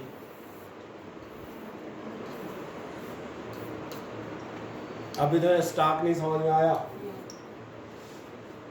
कईयों में बड़ा हो सकता है, कईयों में छोटा हो सकता है। यहाँ देखोगे थोड़ा मोटा गांठ सरीका दिखेगा, और किसी भी पेड़ को पकड़ के देख सकते हो यार। देखो ऐसी चीज थोड़ा कि तो बता रही मैं तुमको, अच्छा सर पेड़ कहाँ मिलते हैं, अरे मेरा गार्डन छोड़ देना, लेकिन थोड़ा ध्यान रखना। हाँ ठीक, आ जाए क्या होगा, each and every part of the leaf. इसके बाद ये कहाँ पहुँचेंगे, उसके सारे पार्ट्स में आपके पत्ती के पहुँचेंगे। फिर कहाँ जाएंगे, in this way the water and mineral from the soil reach through the root and stem to the leaves of the plant. इस तरह से आपके जो मिनरल और पानी थे आपके रूट जाइलम से लेके पत्तियों तक पहुंचने में कामयाब हो चुके हैं, कोई शंका ही गुंजाइश नहीं। लास्ट क्या होगा, only 1 to 2% of the water absorbed by the plant is used up by the plant in photosynthesis. और ये डाटा केवल 1 से 2% आप इस्तेमाल करते हैं। ये चिंता मत कीजिएगा, जहाँ आपने फोटोसिंथेसिस लिखी है वहाँ भी ये इम्पॉर्टेंट पॉइंट्स में लिखा है 1 से 2% पानी आपका फोटोसिंथेसिस में इस्तेमाल होता है, बाकी ट्रांसपिरेशन से ऊपर उड़ जाता है या कहते हैं वेपोराइज हो जाता है। तो ये मैंने कहा दोबारा रिपीटेड ये पॉइंट है।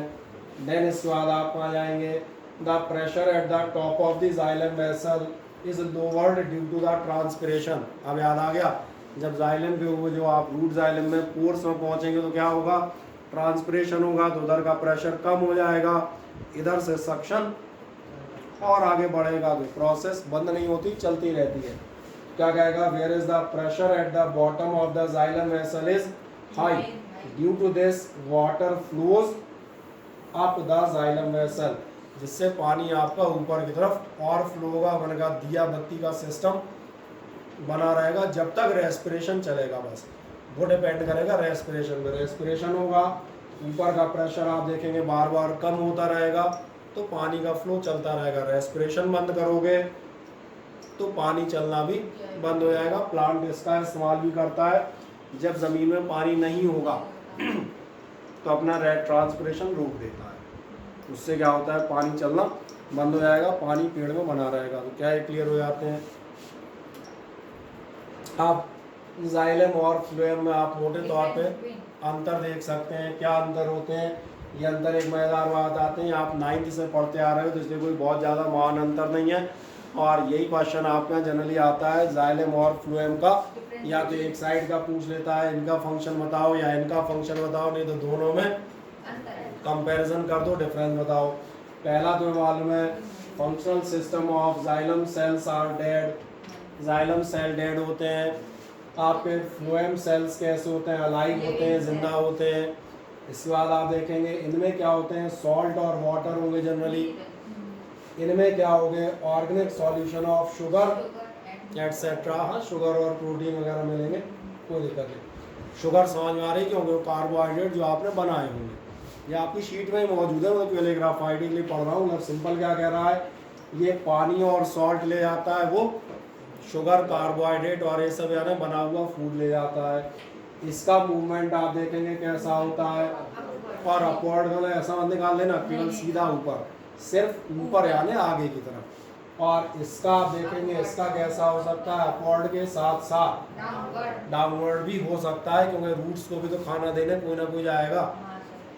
अब ये ध्यान रखिएगा, किसी भी जाइलम में 4 टाइप के सेल पाए जाते हैं, इनके नाम याद रखना, ये 9th के हैं। जाइलम में जो आपके होते हैं, ये होते हैं ट्रैकीड्स, बेसल, जाइलम, पेरन।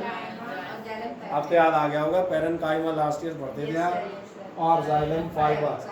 ऐसे फ्लोएम के 4 पार्ट याद रखना, sieve tube, companion cell, phloem, parenchyma और फ्लोएम फाइबर। ये जनरली एक आध बार कई बार पूछे गए कि आप जाइलम या फ्लोएम के पार्ट के सिर्फ नाम लिख दें, कुछ नहीं करना है। जाइलम के पार्ट ये रहे, फ्लोएम के रहे, एक आध दो बार आपसे इनमें फंक्शन मेनली पूछता है, किसका फंक्शन क्या है ये आपसे पूछेगा। बताएं फूड के फंग उसके लिए कौन रिस्पॉन्सिबल है, उस टिश्यू का नाम बताएं। वाटर मिनरल्स के लिए कौन इश्यू है, कौन सा टिश्यू रिस्पॉन्सिबल है उसका नाम बताएं। तो दोनों के नाम आप एक एक लाइन में, एक एक लाइन का एक एक वर्ड में बता सकते हो यार। लाइन कहाँ लगेगी? हाँ बोले। सर ये ट्रांसलोकेशन मतलब बता दो। ट्रांसपोर्टेशन क्या? ट्रांसलोकेशन, ये लोकेटेड है सेकंड पॉइंट ऑफ फ्लो में ट्रांसलोकेशन। एक मिनट देख रहा हूँ कहाँ पे थे आप। Second point of flow phloem का इनऑर्गेनिक सॉल्यूशन ऑफ शुगर्स। और वो अच्छा ये वाला ट्रांसलोकेटेड वाला, ओके ट्रांसलोकेटेड भूल गए क्या? एक बताते थे मूवमेंट और एक होता था लोकोमोशन या ट्रांसलोकेशन, इधर से उठ के।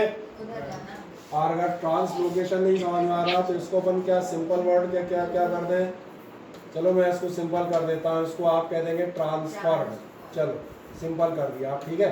ये लो ट्रांसलोकेटेड लोकोमोशन का मतलब ये एक लोकेशन से, एक स्थान से दूसरे स्थान तक पहुंचाना। सर लोकोमोशन और ये दोनों सेम है ना? लोकोमोशन और ट्रांसलोकेशन मीनिंग एक ही होता है। लोकोमोशन यानी मूव करना, उसको इधर से उधर पहुंचा देना, वो समझ में आएगा, दोनों एक ही है। इसलिए लगा ट्रांसलोकेशन दिक्कत दे रहा हो तो आप सिंपल वर्ड कर सकते हैं ट्रांसफर, सही ना। डिस्ट्रीब्यूशन आप कर सकते हो, वो भी नहीं लगे। डिस्ट्रीब्यूशन क्या करता है? डिस्ट्रीब्यूट करता है अलग अलग जगह, कोई सा भी लिख सकते हो, कोई दिक्कत नहीं। अब तो जनरली क्लियर हो जाते हैं, हाँ है ना? ठीक। अब आप ट्रांसपिरेशन तो भैया पढ़ ही चुके यार, कब से ट्रांसपिरेशन तुम्हें लग रहा है 3 टॉपिकों से तीसरी बार ट्रांसपिरेशन आया है, सही है। हर बार ट्रांसपिरेशन जरूर आता है, मैंने कहा इसके बिना हर काम अधूरा है। इसको डायरेक्ट पढ़ देते हैं। Process by which plant lose water in the vapour form from the aerial parts of the plant. Aerial मतलब जो हवा में होते हैं, ठीक है ना। अब क्या फायदे हैं ट्रांसपिरेशन के, ध्यान देखना। एसेंट ऑफ सैप, सैप मैं बता दूं, सैप आपका कहलाता है प्लांट का वो हम कहते हैं लिक्विड जो ऊपर से नीचे से ऊपर जाता है। जो अपना प्लांट है, तूने ध्यान दिया केवल पानी ऊपर नहीं चढ़ा रहा होता, पानी के बहाने वो क्या करता है? मिनरल्स, फर्टिलाइजर्स, समझ में आ रहा है? ये जितनी भी चीज़ें उसे मिलती हैं या तुम डालते हो, ये सब ऊपर लेके जा रहा होता है। एक्चुअली में आप देखेंगे, कहते तो अपन यही है कि प्लांट में पानी चढ़ रहा है, लेकिन अगर ध्यान से देखोगे डिटेल में तो समझ में आएगा पानी प्लस तमाम सारे यूजफुल मिनरल्स और मटेरियल्स, इनका पूरा का पूरा घोल होता है सॉल्यूशन। और ये सॉल्यूशन किस नाम से आने आता है? ये कहलाता है सैप। तो क्या क्या ये चीज़ समझ में आती है, हाँ ना? कोई समस्या? अब जाएंगे एसेंट ऑफ सैप, मतलब समझ में आ रहा होगा। सैप कब चढ़ेगा? वही दिया बत्ती जब ऊपर ट्रांसपिरेशन होगा तभी तो मिनरल ऊपर चढ़ेंगे। पढ़ने आराम से। It is the upward movement of cell sap that is water and minerals. Sap का मतलब वाटर एंड मिनरल। कहाँ? Through the xylem and excess of water is then lost in the form of, जो पानी है फालतू का, उससे हम क्या काम करते हैं? Excess of water lost in form of water, सही है। अब दूसरा क्या आएगा? Removal of excess of water. ये भी वही है, उसी का पार्ट। जो ज़्यादा पानी चढ़ रहा है वो पानी तो डिफ्यूजन से चढ़ता है, ऑस्मोसिस से। प्लांट के पास कोई गिलास तो होता नहीं है, एक गिलास पी लिया बोले बस अब नहीं पी रहे। वो तो अगर पानी है ज़मीन में तो जाएगा, और जाएगा तो उसका क्या करेंगे? तो transpiration helps to remove excess of water. I think direct समझ आ जाता है, ठीक। तीसरा हम बता देंगे कूलिंग इफेक्ट। कूलिंग इफेक्ट बताते हैं आपको, पसीना क्यों आता है? गलत जवाब बेटा, साइंस के विद्यार्थी से इसके जवाब की उम्मीद नहीं होती। टेम्परेचर बढ़ने की वजह से, आपको याद है एवेपोरेशन आपने लास्ट ईयर पढ़ा है, evaporation causes the cooling effect. क्योंकि आप बताते थे जब पसीना आएगा तो एवेपोरेट होगा, एवेपोरेट होगा तो इस एवेपोरेशन के लिए ये एनर्जी आपकी सरफेस, और चूंकि हम बॉडी से पसीना है तो बॉडी सरफेस से पसीना लेता है तो बॉडी सरफेस का टेम्परेचर डाउन हाई हो जाएगा। हाँ, इसने कहा था साइंस के विद्यार्थी बने और चीज़ें सीखते आए भैया। यही है बेसिक साइंस जो हम कहते हैं बाद में नहीं आती तो कई आदमी अटक जाता है। फिर वो कहता है हमें समझ में नहीं आ रहा। मैंने कहा बेटा समझ में आएगा कैसे, तुम्हें कुछ आता ही नहीं है तो समझ में कहाँ से आएगा, तुम डायरेक्ट 5वीं क्लास से सीधा 11th में आके बैठ गए। बोले सर हम बीच में भी तो पढ़े। मैंने पढ़े नहीं, तुम बैठे रहे, तुम पेपर पास कर किए जाते रहे, पढ़े कुछ नहीं है, तुम तो सीधे 5th से 11th की जंप पे हो। तो याद आ गया एवेपोरेशन। तो तुम ध्यान देखो यहाँ भी तो आप एवेपोरेशन कर रहे हैं, अभी नहीं समझ में आया। ये क्या करेगा, प्लांट को कूलिंग इफेक्ट देगा पूरी बॉडी। जैसे आप पसीने को वेपोराइज करते हैं, ये डायरेक्ट पानी को वेपोराइज करता है, तो कूलिंग इफेक्ट समझ में आ गया होगा। और क्या कह रहा है, absorption and distribution of salts. मिट्टी में जो सॉल्ट है वो पानी के माध्यम से ये एब्जॉर्ब होंगे या पूरे प्लांट में अलग अलग वो होंगे डिस्ट्रीब्यूट। तो आई थिंक ये आपको समझ में आ जाएंगे। ये भी एक हम बता दें इंपॉर्टेंट क्वेश्चन में से आपका माना जाता है, जहाँ से पूछा जाता है what is transportation, give its functions, advantage या लाइकवाइज। तो आप 1-2 लाइन में ये आप बता देना ट्रांसपोर्टेशन होता क्या है, और कम से कम 2 से 3 इसके एप्लीकेशन या यूज़। आई होप सो ये आप बता सकते हैं आराम से, नहीं बता पाओगे और जाए आगे, इसके आगे आप बढ़ेंगे। तो नेक्स्ट हो गया आपका ट्रांसलोकेशन। अब जो आप पूछ रहे थे ट्रांसलोकेशन समझ में आ गया क्या था। ट्रांसलोकेशन का मतलब था, मैंने कहा इधर से उधर चीज़ों को लेके जाना, और इधर से उधर चीज़ों को ले जाना। यदि आप बता चुके थे तो बस पढ़ लें 1 मिनट में।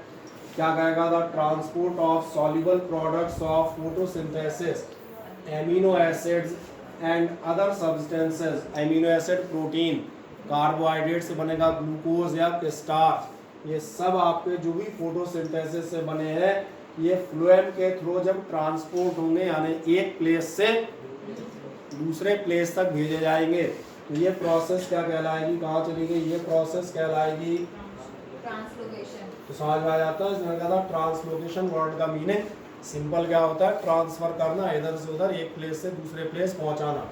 अब ये समझ में आ गया, हाँ या ना। Yes sir. बोले कौन पूछ रहा था, अच्छा वो पूछ रही थी निकिता, मिल गया, हाँ या ना बताओ।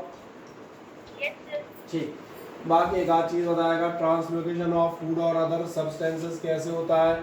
ये आपका सील ट्यूब्स से होता है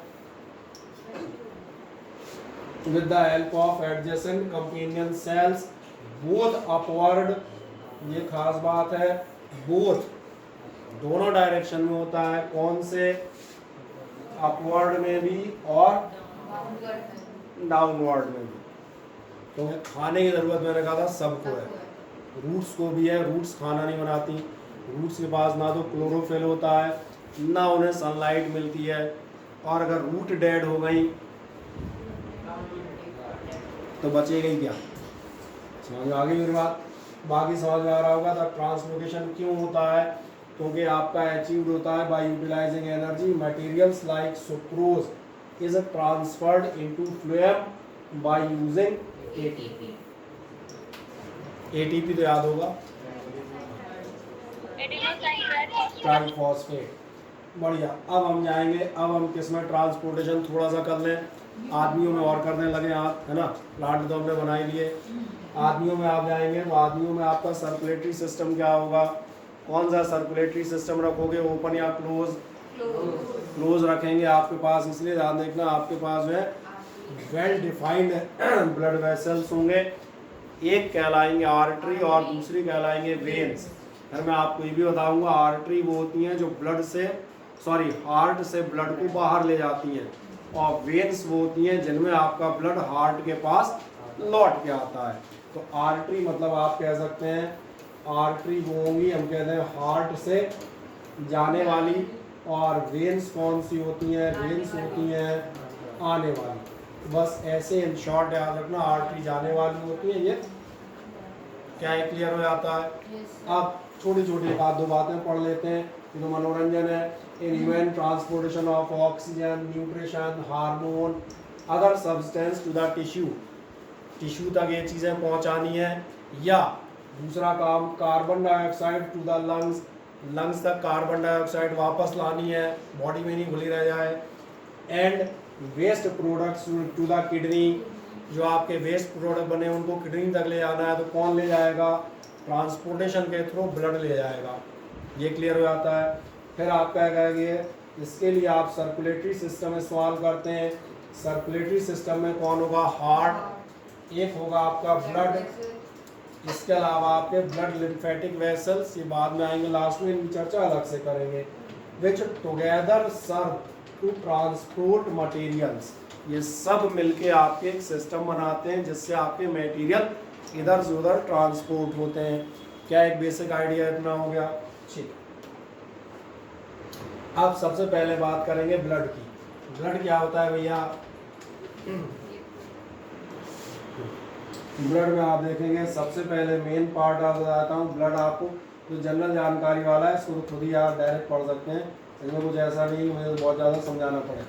ब्लड आपसे क्या कहेगा? ब्लड आपका लिक्विड या फ्लूइड है, और सबसे मेन चीज़ जो इसमें प्लाज्मा क्या पाई जाती है वो कहलाती है प्लाज्मा।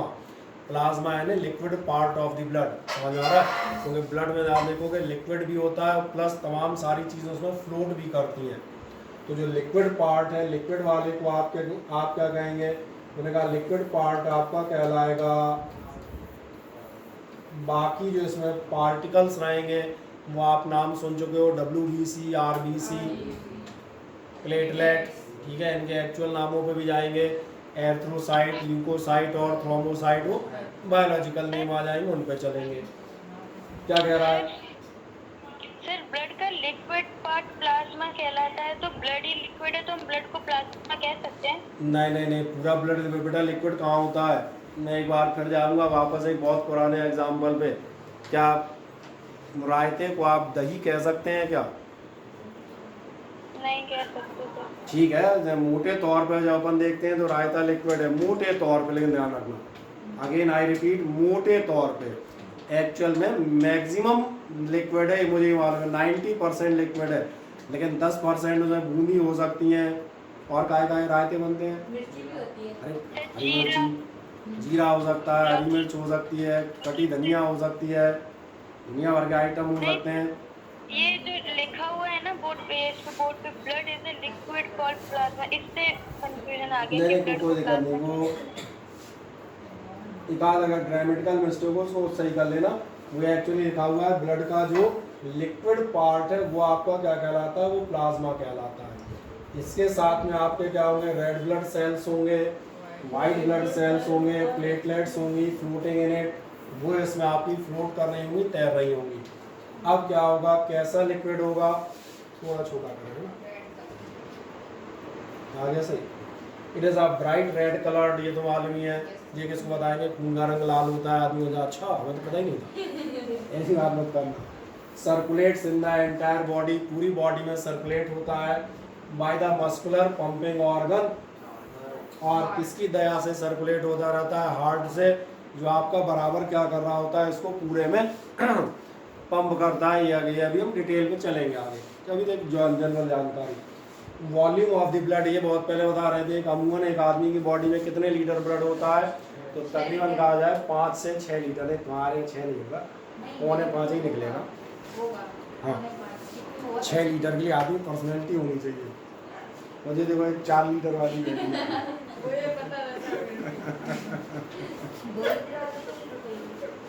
सही है ना? खैर वैसे बताऊँ, एक मजेदार बात है, ब्लड लगभग सबका बराबर ही होता है। इंटरेस्टिंग ये है, चाहे आप मोटे हो चाहे पतले हो, ब्लड पे इस ज़्यादा बहुत ज़्यादा असर नहीं पड़ता। मोटे तौर पे लगभग थोड़ा बहुत मामूली अंतर रहेगा, बहुत ज़्यादा ऐसा कोई अंतर नहीं रहेगा, ठीक है? तो इसलिए लगभग ने कह दिया कितना होता है? 6 लीटर होता है किसी एडल्ट ह्यूमन में, ठीक है? तुम्हारे में कमी होगा इसलिए वैसे ही बताया था, ठीक। क्या क्या पार्ट होंगे आप देखना ब्लड के, जो आप कह रहे थे, अब देख लो ध्यान से। अब आप पार्ट से बिल्कुल समझ में आ जाएगा एक ही बार में। और कौन से पार्ट हो जाएंगे? जो हमने कहा सबसे पहले आप देख रहे हैं, चलो इसी देखते हैं, लाल ब्लू कलर से ब्लड के आपके पार्ट होंगे। सबसे पहला पार्ट होगा ब्लड प्लाज्मा, ये एक साइड हो गया, लिक्विड पार्ट समझ में आ रहा होगा। ब्लड प्लाज्मा जो आपका लिक्विड पार्ट है, इसके अलावा इसमें तैर रही होंगी बूंदियाँ। अच्छा, बूंदियाँ 3 टाइप की होंगी, ये कॉर्पसल्स कौन सी? इनमें से एक कहलाएंगी लाल वाली, यानी कि रेड ब्लड कॉर्पसल्स। अब इनके टेक्निकल नाम दोबारा भी आएंगे, ये याद रखिएगा, क्योंकि अब आप 10th में 7th या 8th में नहीं है, 7th 8th में रेड और वाइट करके काम चला लेते थे, अब नाम याद रखेंगे एरिथ्रोसाइट्स, वो अभी एक आध शीट आपके पास है, एक दो बार रटिएगा बैठ के। दूसरा होती है आपकी वाइट ब्लड सेल, मैंने कहा इसका टेक्निकल नाम याद रखना ल्यूकोसाइट, और वाइट वाली का नाम ऐसे याद रहेगा, वाइट सेल्स आपको याद है ल्यूकोप्लास्ट कहलाते थे प्लांट्स में, तो ल्यूको का मतलब ही होता है कलरलेस या वाइट शब्द से, ठीक है। और एक बताता हूँ, कुछ लोगों को आपने जान दिया सफ़ेद दाग हो जाते हैं, स्किन पे हो जाते हैं ना, उस बीमारी का नाम मालूम है क्या है? ल्यूकोडर्मा। ल्यूको मतलब समझ में आ रहा होगा, ल्यूको अब तो समझ में आ गया बिल्कुल। और डर्मा, डर्मा ध्यान देखना, डर्मा माने होती है स्किन, अपनी स्किन कहलाती है एपिडर्मिस। डर्म वर्ड हमेशा DERM, डर्म वर्ड का से जुड़ा होता है। हल्का सा मैंने कहा अगर आपकी अंग्रेजी ठीक है, इन्होंने शर्त रखी इंग्लिश ठीक होनी चाहिए लैंग्वेज, बहुत सारी चीज़ें ऐसी भी समझ में आ जाती हैं जो कोई ना बताए। जैसे ल्यूकोडर्मा ही क्यों कहते हैं, कोई नहीं बता पाएगा, तुरंत ध्यान आएगा। ल्यूकोडर्मा इसलिए कहते हैं क्योंकि ल्यूको मतलब रिलेट करता है वाइट या कलरलेस चीज़ों से, जैसे ल्यूकोप्लास्ट, ल्यूकोसाइट्स, सो ल्यूकोडर्मा। आप अभी नहीं समझना, कई बार सीखने के लिए बेटा कोई अलग से टीचर नहीं लगता कि इंग्लिश का टीचर लग के फिर बताओ, आँख नाक कान खुले रखो, बहुत सारी चीज़ें दिख जाती है। और एक लास्ट जाएंगे आप प्लेटलेट्स, और प्लेटलेट्स का नाम इसमें थोड़ा सा गलत लिखा है, कोई दिक्कत नहीं हुआ है, थ्रोम्बोसाइट्स। तो स्पेलिंग अभी आपने कहा शीट्स आपके पास है, पावर पॉइंट में कुछ थोड़ी बहुत एरर तो अभी निकलती आएंगी, जब एक बार क्रॉस चेक करेंगे तब फिर सही होगी। बाकी इसके बाद याद देखना, जो आपका ब्लड प्लाज्मा है, ब्लड प्लाज्मा में भी दो पार्ट होते हैं एक्चुअली, ये भी सॉल्यूशन होता है। जो दही है, मैंने कहा दही भी आप देखना एक्चुअली पानी प्लस समथिंग का मिक्सचर होता है, बस ये पूरा लिक्विड है। इस लिक्विड में दो जो अंदर पार्ट है, जैसे आप शक्कर का घोल बना दें, शरबत, शरबत आप देखेंगे लिक्विड है, प्योर लिक्विड, लेकिन उसमें ध्यान से देखोगे तो उसमें अंदर ही अंदर कुछ घुला हुआ है, तो इसमें खास प्रोटीन घुली होती है, यह फाइब्रिनोजेन। ये खास प्रोटीन तभी काम में आएगी जब आप कट या फट जाएंगे। हाँ रियली फाइब्रिनोजेन काम में आती है, फाइबर, धागे या रेशे, धागे या रेशे सिलाई के काम में आते हैं। अभी नहीं, इसका मतलब ये नहीं है तुम्हारे सिलाई करेंगे, इसका मतलब ये है शरीर जो घाव पर आप देखेंगे धागों की एक लेयर बना के ब्लड क्लॉटिंग करता है। ब्लड क्लॉटिंग का तो नाम सुना है, कहीं हल्का सा कट जाए आप 2 मिनट पकड़े रहें, खून क्लॉट हो जाएगा, थक्का बन जाएगा। जो क्लॉटिंग होती है जिस प्रोटीन की वजह से होगी, जो फाइबर्स रिलीज करेगी, वो कहलाती है फाइब्रिनोजेन। और एक फाइब्रिनोजेन जिसमें घुली होती है वो पार्ट का कहलाता है सीरम। अब ये छोटे छोटे नाम याद रहेंगे, बस एक बार मैंने कहा, और इसमें हम जाएंगे आगे।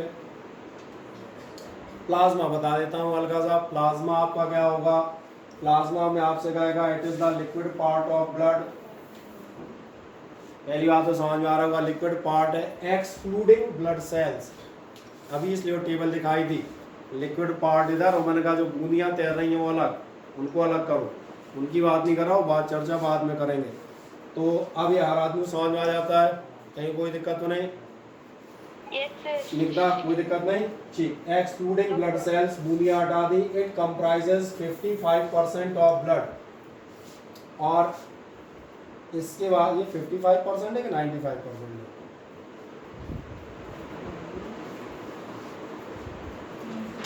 है? चेक करना है, कितना लिखा है चेक करना, तुम्हारे पास शीट होगी प्लाज्मा में 55 ही लिखा है, 55 नहीं लग रहा, गलत लिखा है, इसके 95% होना चाहिए था। तो खुद ही समझ में आ रहा होगा, आधा ब्लड रहेगा तो आधा क्या होगा, फिर आधे में तुम क्या रखोगे, ठीक है। तो एक आध ऐसी एरर से हम सही करा देंगे। नेक्स्ट है जो आपका प्लाज्मा है, प्लाज्मा में आप चेक करेंगे, प्लाज्मा याद है क्या था, जो मैंने कहा था घोल है, उस घोल में आपका 90-92% होता है पानी, और 7 से 8% क्या होती है, कौन सी मटेरियल, वो एक ही मटेरियल होता है, फाइब्रिनोजेन। याद आ गया। प्लाज्मा जो है, प्लाज्मा में क्या होगा, लिक्विड पार्ट में 90-92% तो प्योर पानी होगा, सिर्फ और सिर्फ पानी, केवल उसमें प्रोटीन डिजॉल्व होगी, और प्रोटीन का नाम याद रखिएगा फाइब्रिनोजेन। अभी जब हम प्लेटलेट्स पढ़ाएंगे तो उसका रोल आ जाएगा, उसी की हेल्प से हम आपको ब्लड क्लॉटिंग समझाएंगे। अब प्लाज्मा में क्या क्या होता है, मेन तो वो पानी हो गया। पानी में क्या होंगे, तमाम सारे सब्सटेंस घुले होंगे, क्योंकि ब्लड आपको मालूम है इधर से उधर सब ट्रांसपोर्ट करता है। तो ब्लड में क्या क्या घुला हो सकता है, ब्लड में घुले हो सकते हैं समोसे, घुले हो सकती हैं मोमोज, घुले हो सकते हैं। हाँ तो और क्या, यही बोलते हैं बेटा। तो यही खाते हो, यही बेचारे डाइजेस्ट होके एब्जॉर्ब होके जाते हैं। इनमें क्या क्या होता होगा, इनमें प्रोटीन और मिनरल तो होते नहीं है, तो इनमें फैट होती है और कार्बोहाइड्रेट होते हैं।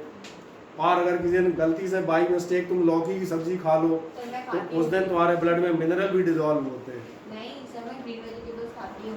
खाती नहीं है, खिलाई जाती है। नहीं सर, सच में थोड़ा ग्रामर तो सही रख। मम्मी खिलाती हुई खा। मैंने कहा समझ में आ गया। तो खाने के तमाम सारे होंगे, फैट, न्यूट्रिएंट जो भी हैं, कार्बोहाइड्रेट एटसेट्रा, हार्मोन्स डिजॉल्व होंगे, वेस्ट मटेरियल डिजॉल्व होंगे जो किडनी की तरफ जा रहे हैं, कार्बन डाइऑक्साइड डिजॉल्व होगी जो सेल्स ने छोड़ी है। और अगर आपने, हम कहते हैं मान चले कोई दवाई खाई है कि मेडिसिन भी आपकी उसी में डिजॉल्व होगी, तो बहुत सारी चीज़ें डिजॉल्व हो सकती हैं जो तुम्हें अंदाज लग रहे होंगे। ये बताया गया कुछ के नाम ले लिए हैं, क्या क्या डिजॉल्व होगा। इसमें मैनी सब्सटेंस होते हैं। अच्छा, कुछ प्लाज्मा प्रोटीन होती हैं जैसे albumin, globulin, fibrinogen and antibodies. Salt होते हैं, sodium and potassium chloride. Bicarbonates होते हैं। फूड सब्सटेंस होते हैं जैसे amino acid, glucose, fat, hormone. Digested food अभी मैंने बताई थे जैसे कि हाँ। और क्या होगा, और साथ में एक्सक्रिएटरी वेस्ट प्रोडक्ट्स जो आपको बाहर ब्लड में करना चाह रहा है, या तो किडनी से या लंग्स से।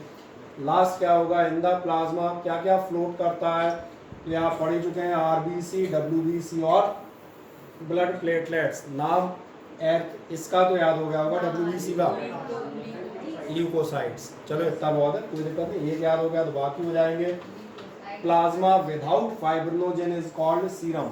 सीरम यानी प्योर पानी, समझ में आ गया। बिना आपका फाइब्रिनोजेन का जो है वो पानी का कहलाता है सीरम। यानी प्लाज्मा बराबर क्या होता है, सीरम प्लस फाइब्रिनोजेन। और ये आप यहाँ भी चेक कर सकते हैं, प्लाज्मा में क्या क्या होता है, सीरम प्लस फाइब्रिनोजेन। ये जनरली मुझे लगता है आपको समझ में आ गया होगा। अब इसके बाद अगले टर्न पे जो हम चर्चा करेंगे वो मैं आपको दिखा देता हूँ। अगर आप इसको घर से पढ़ के आएंगे या शीट से पढ़ के आएंगे तो आपको फ़ायदा एक बहुत ज़बरदस्त मिल जाएगा। समझ में आ रहा है हम क्या चालू करेंगे। तो 10 मिनट में हम करेंगे आरबीसी, डब्ल्यूबीसी वगैरह, और फिर सीधा हम फिर इस बात बताएंगे आपको अबाउट दी हार्ट। ठीक, एक मिनट देखो जो अंश, जानवी और कशिश और निका। ठीक, अगले टर्न में मैंने कहा एक तो हार्ट का सर्कुलेशन पढ़ाएंगे, कैसे हार्ट कैसे पंप काम करता है, क्या पार्ट है, क्या इसका मैकेनिज्म है, और एक छोटी चीज़ है दोनों तीनों के बारे में एक स्लाइड, क्या इनकी कलर है, क्या करते हैं क्या नहीं करते, बस ख़त्म। तो मोस्टली हम बता दें अगले टर्न में आपको ट्रांसपोर्टेशन भी लगभग ख़त्म होने पे होगा या ख़त्म हो भी सकता है। ठीक है, और आज कौन सा दिन है आपका, ट्यूसडे है, तो चलो थर्सडे तो तुम्हारी क्लास रहेगी है ना। तुम्हारा एक छोटू सा टेस्ट लेने ही सोच रहे थे, 10-15 मिनट का न्यूट्रिशन अपन ने पढ़ लिया है। कब लें न्यूट्रिशन का 15 मिनट का टेस्ट, संडे को ले लो, कहाँ ले जाएगी, यहीं कहीं ले लो, कल ले लें। और न्यूट्रिशन का एक रख देते हैं, टॉपिक बता देता हूँ। हाँ छोटू यही रहेगा, 15 मिनट तो हम देंगे, हो जाना चाहिए 10 मिनट में। न्यूट्रिशन का टॉपिक रहेगा, टेस्ट का नाम आपका रहेगा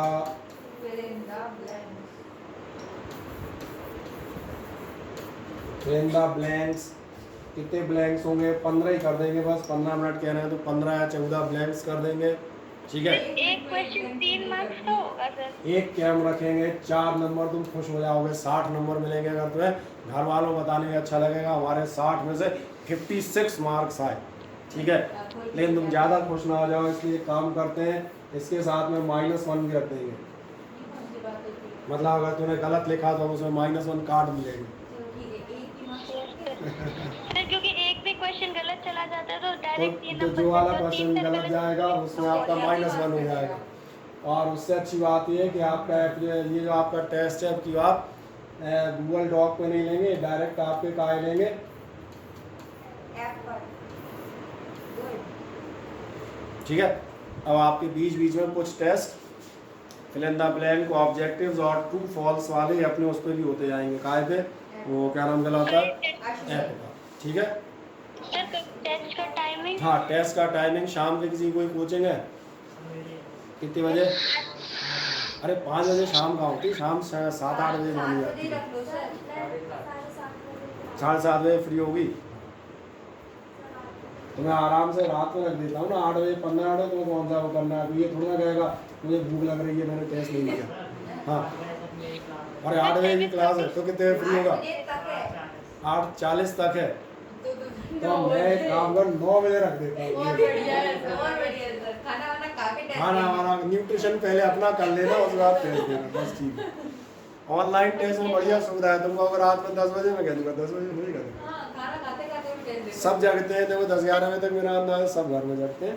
ये अपने टेस्ट की अच्छाई है, जो वैसे टेस्ट हैं आपके fill in the blank, objective, true false, ये सब आपके जो है बता दें आपकी अपनी सुविधा से हो जाएंगे। आपने कहा जैसे आप कह रहे हैं 8:40 तक क्लास, 9 बजे रख लो, तो आप 9 बजे हम खाना खाते हैं, हमने 9:15 रख लो, मुझे कोई प्रॉब्लम नहीं ना, तुम्हें कोई प्रॉब्लम जानी है ना, हमें उसमें क्या करना है, 15 मिनट टाइम चाहिए केवल, ठीक है। सर एक बार मेरी सुन लो। हाँ तू भी सुना दे जल्दी से। सर ऐप पर मतलब 9 बजे करेक्ट हमको ऐप खोलना पड़ेगा, उस पर टेस्ट वाले ऑप्शंस क्या मिलेगा हमें टेस्ट? मैं बता देता हूँ, वो आपने अच्छी चीज़ पूछी, जब आप जाएंगे बता दें, जैसे आप ऐप खोलते हैं तो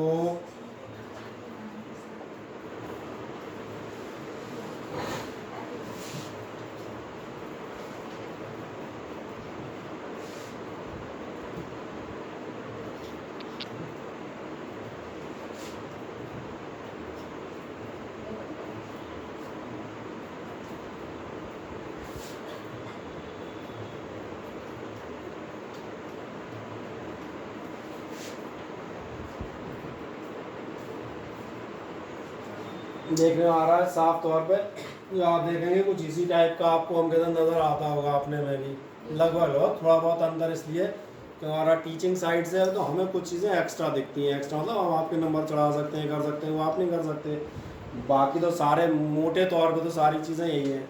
जब आप जाएंगे ध्यान देखना, इसमें आपको ये जो चीज़ है ये आपको यहाँ पे आपको ऐसे नज़र आते हैं, मोबाइल में और डेस्कटॉप में एक अंतर है, डेस्कटॉप चौड़ा होता है तो उसमें ऑप्शन साइड में आते हैं, आपको ये जो ऑप्शन है assignment, announcement, test, video, live और स्टडी मटेरियल, आप देखेंगे आपके यहाँ पे आते हैं। मेरी बात समझ आ रही है, जो आप क्योंकि आप मोबाइल वर्जन इस्तेमाल कर रहे हैं, तो जो आप यहाँ पे जाएंगे थोड़ा सा आप स्क्रीन पे खिसकना, स्क्रीन पे खिसकोगे तो आप पहुँचोगे टेस्ट में। अब जैसे अभी आप टेस्ट में जाएंगे तो इसमें आपका जो है एक टेस्ट जैसे डला हुआ है, marginal nutrition created by this. अब ये टेस्ट पड़ा हुआ है, जब कल आप जाएंगे तो इसमें यहाँ पे दिया होगा टाइम, जैसे मैं यहाँ से मान चलो कितने बजे तुम्हारा टेस्ट का 9 बजे का है, हाँ तो दिन में कभी भी अपन तो फुर्सत है फिर उस हिसाब से कभी भी इसको मैं यहाँ पे वो कर दूंगा, ओके। इससे क्या होगा, यहाँ पे इसका टाइम आने लगेगा, किस टाइम पर ये आपका होगा, 9 बजे मैं आपको वो भी कर दूंगा। दूसरा देखेंगे यहाँ पर एक बटन आएगा, जैसे मेरे लिए आ रहा है क्रिएट टेस्ट, क्योंकि मुझे टेस्ट देना नहीं है, मुझे क्रिएट करना है। आपको इस टाइप का यहाँ पे छोटा सा बटन दिखेगा, मोबाइल छोटू होता है ना तो मैं छोटा ही दिखेगा, उस पर लिखा होगा अटेम्प्ट, समझ में आ गया। जब आप उसको अटेम्प्ट बटन दबाएंगे तो एक मज़ेदार बात होगी, अटेम्प्ट में जो है खोल देखता हूँ, अगर खुल जाएगा तो मैं एक सेकंड देखता हूँ।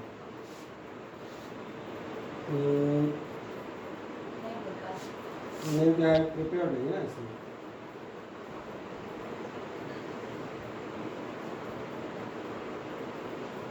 अच्छा दूसरा ये जो है, अच्छा उस साइड से, ओके ये टीचर साइड से इसलिए नहीं आ रहा, चलो कोई बात नहीं, वो आपको देखेगा, आप बताएं। वो जो आप खोलोगे तो इसमें इंस्ट्रक्शंस मिलेंगे आपको, कुछ इंस्ट्रक्शन में आपको ये भी बताया जाएगा कि जो आप टेस्ट दे रहे हो, तो खैर मेरे नहीं खुला क्योंकि अभी खैर क्रिएटेड भी नहीं है, उसमें आप बताया जाएगा यहाँ पे आपकी घड़ी चल रही है, इस कॉर्नर पे घड़ी जिसमें आपको टाइम दिखेगा, और 2 second, 3 second, 4 second, 2 minute 5 second, 5 minute 10 second बराबर आपकी घड़ी चलती मिलेगी। आपने कौन से क्वेश्चन अटैम्प्ट कर लिए हैं, कौन से नहीं किए हैं, कल का टेस्ट जो है उसमें टाइम आपको आराम से 30 मिनट का दूंगा। आप पूछोगे 30 मिनट टाइम क्यों दे रहा हूँ, कि मेरा आपसे कहना ही होगा टेस्ट बाद में करना, टेस्ट तो 10 मिनट का ही है, वो आप 10 मिनट बाद भी कर लोगे। जो शुरुआत होती है सारे इंस्ट्रक्शंस आराम से पढ़ के समझ लेना। दूसरा जो टेस्ट स्क्रीन आ रही है उसको अच्छे से आप चेक कर लेना, कैसे हम आगे जाते हैं, कैसे पीछे जाते हैं। मेरी बात समझ आ रही? तो 1-2 बार टेस्ट दोगे तो आ जाएगा समझ में। फिर जो डाउट होगा बता भी देंगे कि इसमें ऐसे जाते हैं ऐसे नहीं आते। 1-2 बार देखने पड़ेंगे, ध्यान जाएगा। अच्छा घड़ी भी चल रही है ऊपर, यानी कितना टाइम हो गया कितना नहीं हुआ, यहाँ दिख रहा है।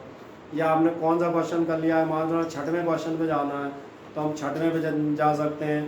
कोई क्वेश्चन हम मार्क कर दें, जैसे आपको एक क्वेश्चन लग रहा है 6वां, इसमें आप थोड़ा डाउट है, सी भी हो सकता है, डी भी हो सकता है। ऑब्जेक्टिव्स में ये चीज़ आती है, फिल इन द ब्लैंक में तो खैर डाउट ही नहीं आता है या नहीं है, तो फिल इन द ब्लैंक में तो समस्या नहीं आती।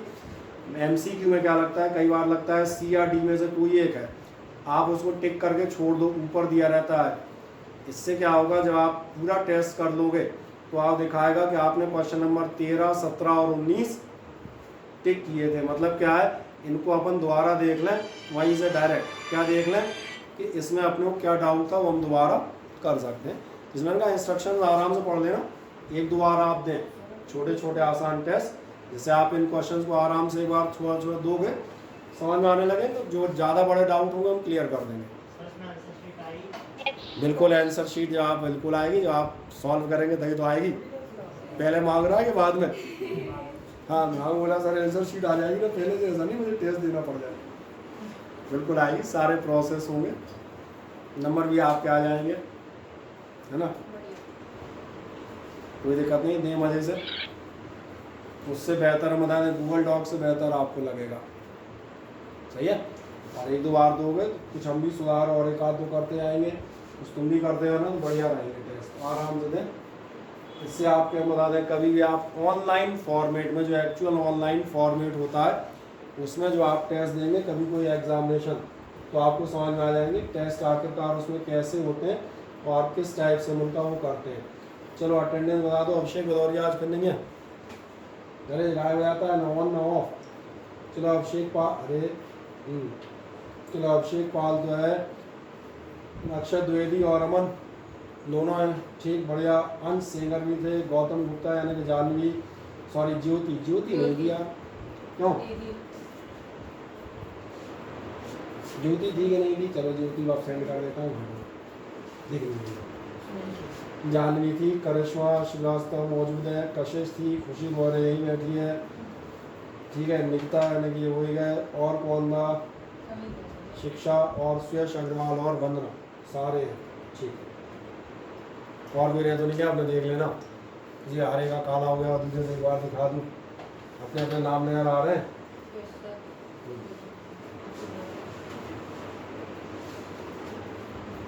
ठीक, बढ़िया। फिर इसको कर देते हैं मार्क अटेंडेंस, और जय हिंद। चलें अगले टर्न मिलते हैं, आराम से आगे स्टार्ट करें। Good evening sir. Good night sir. चलो अब मीटिंग हम लोग लीव कर लें।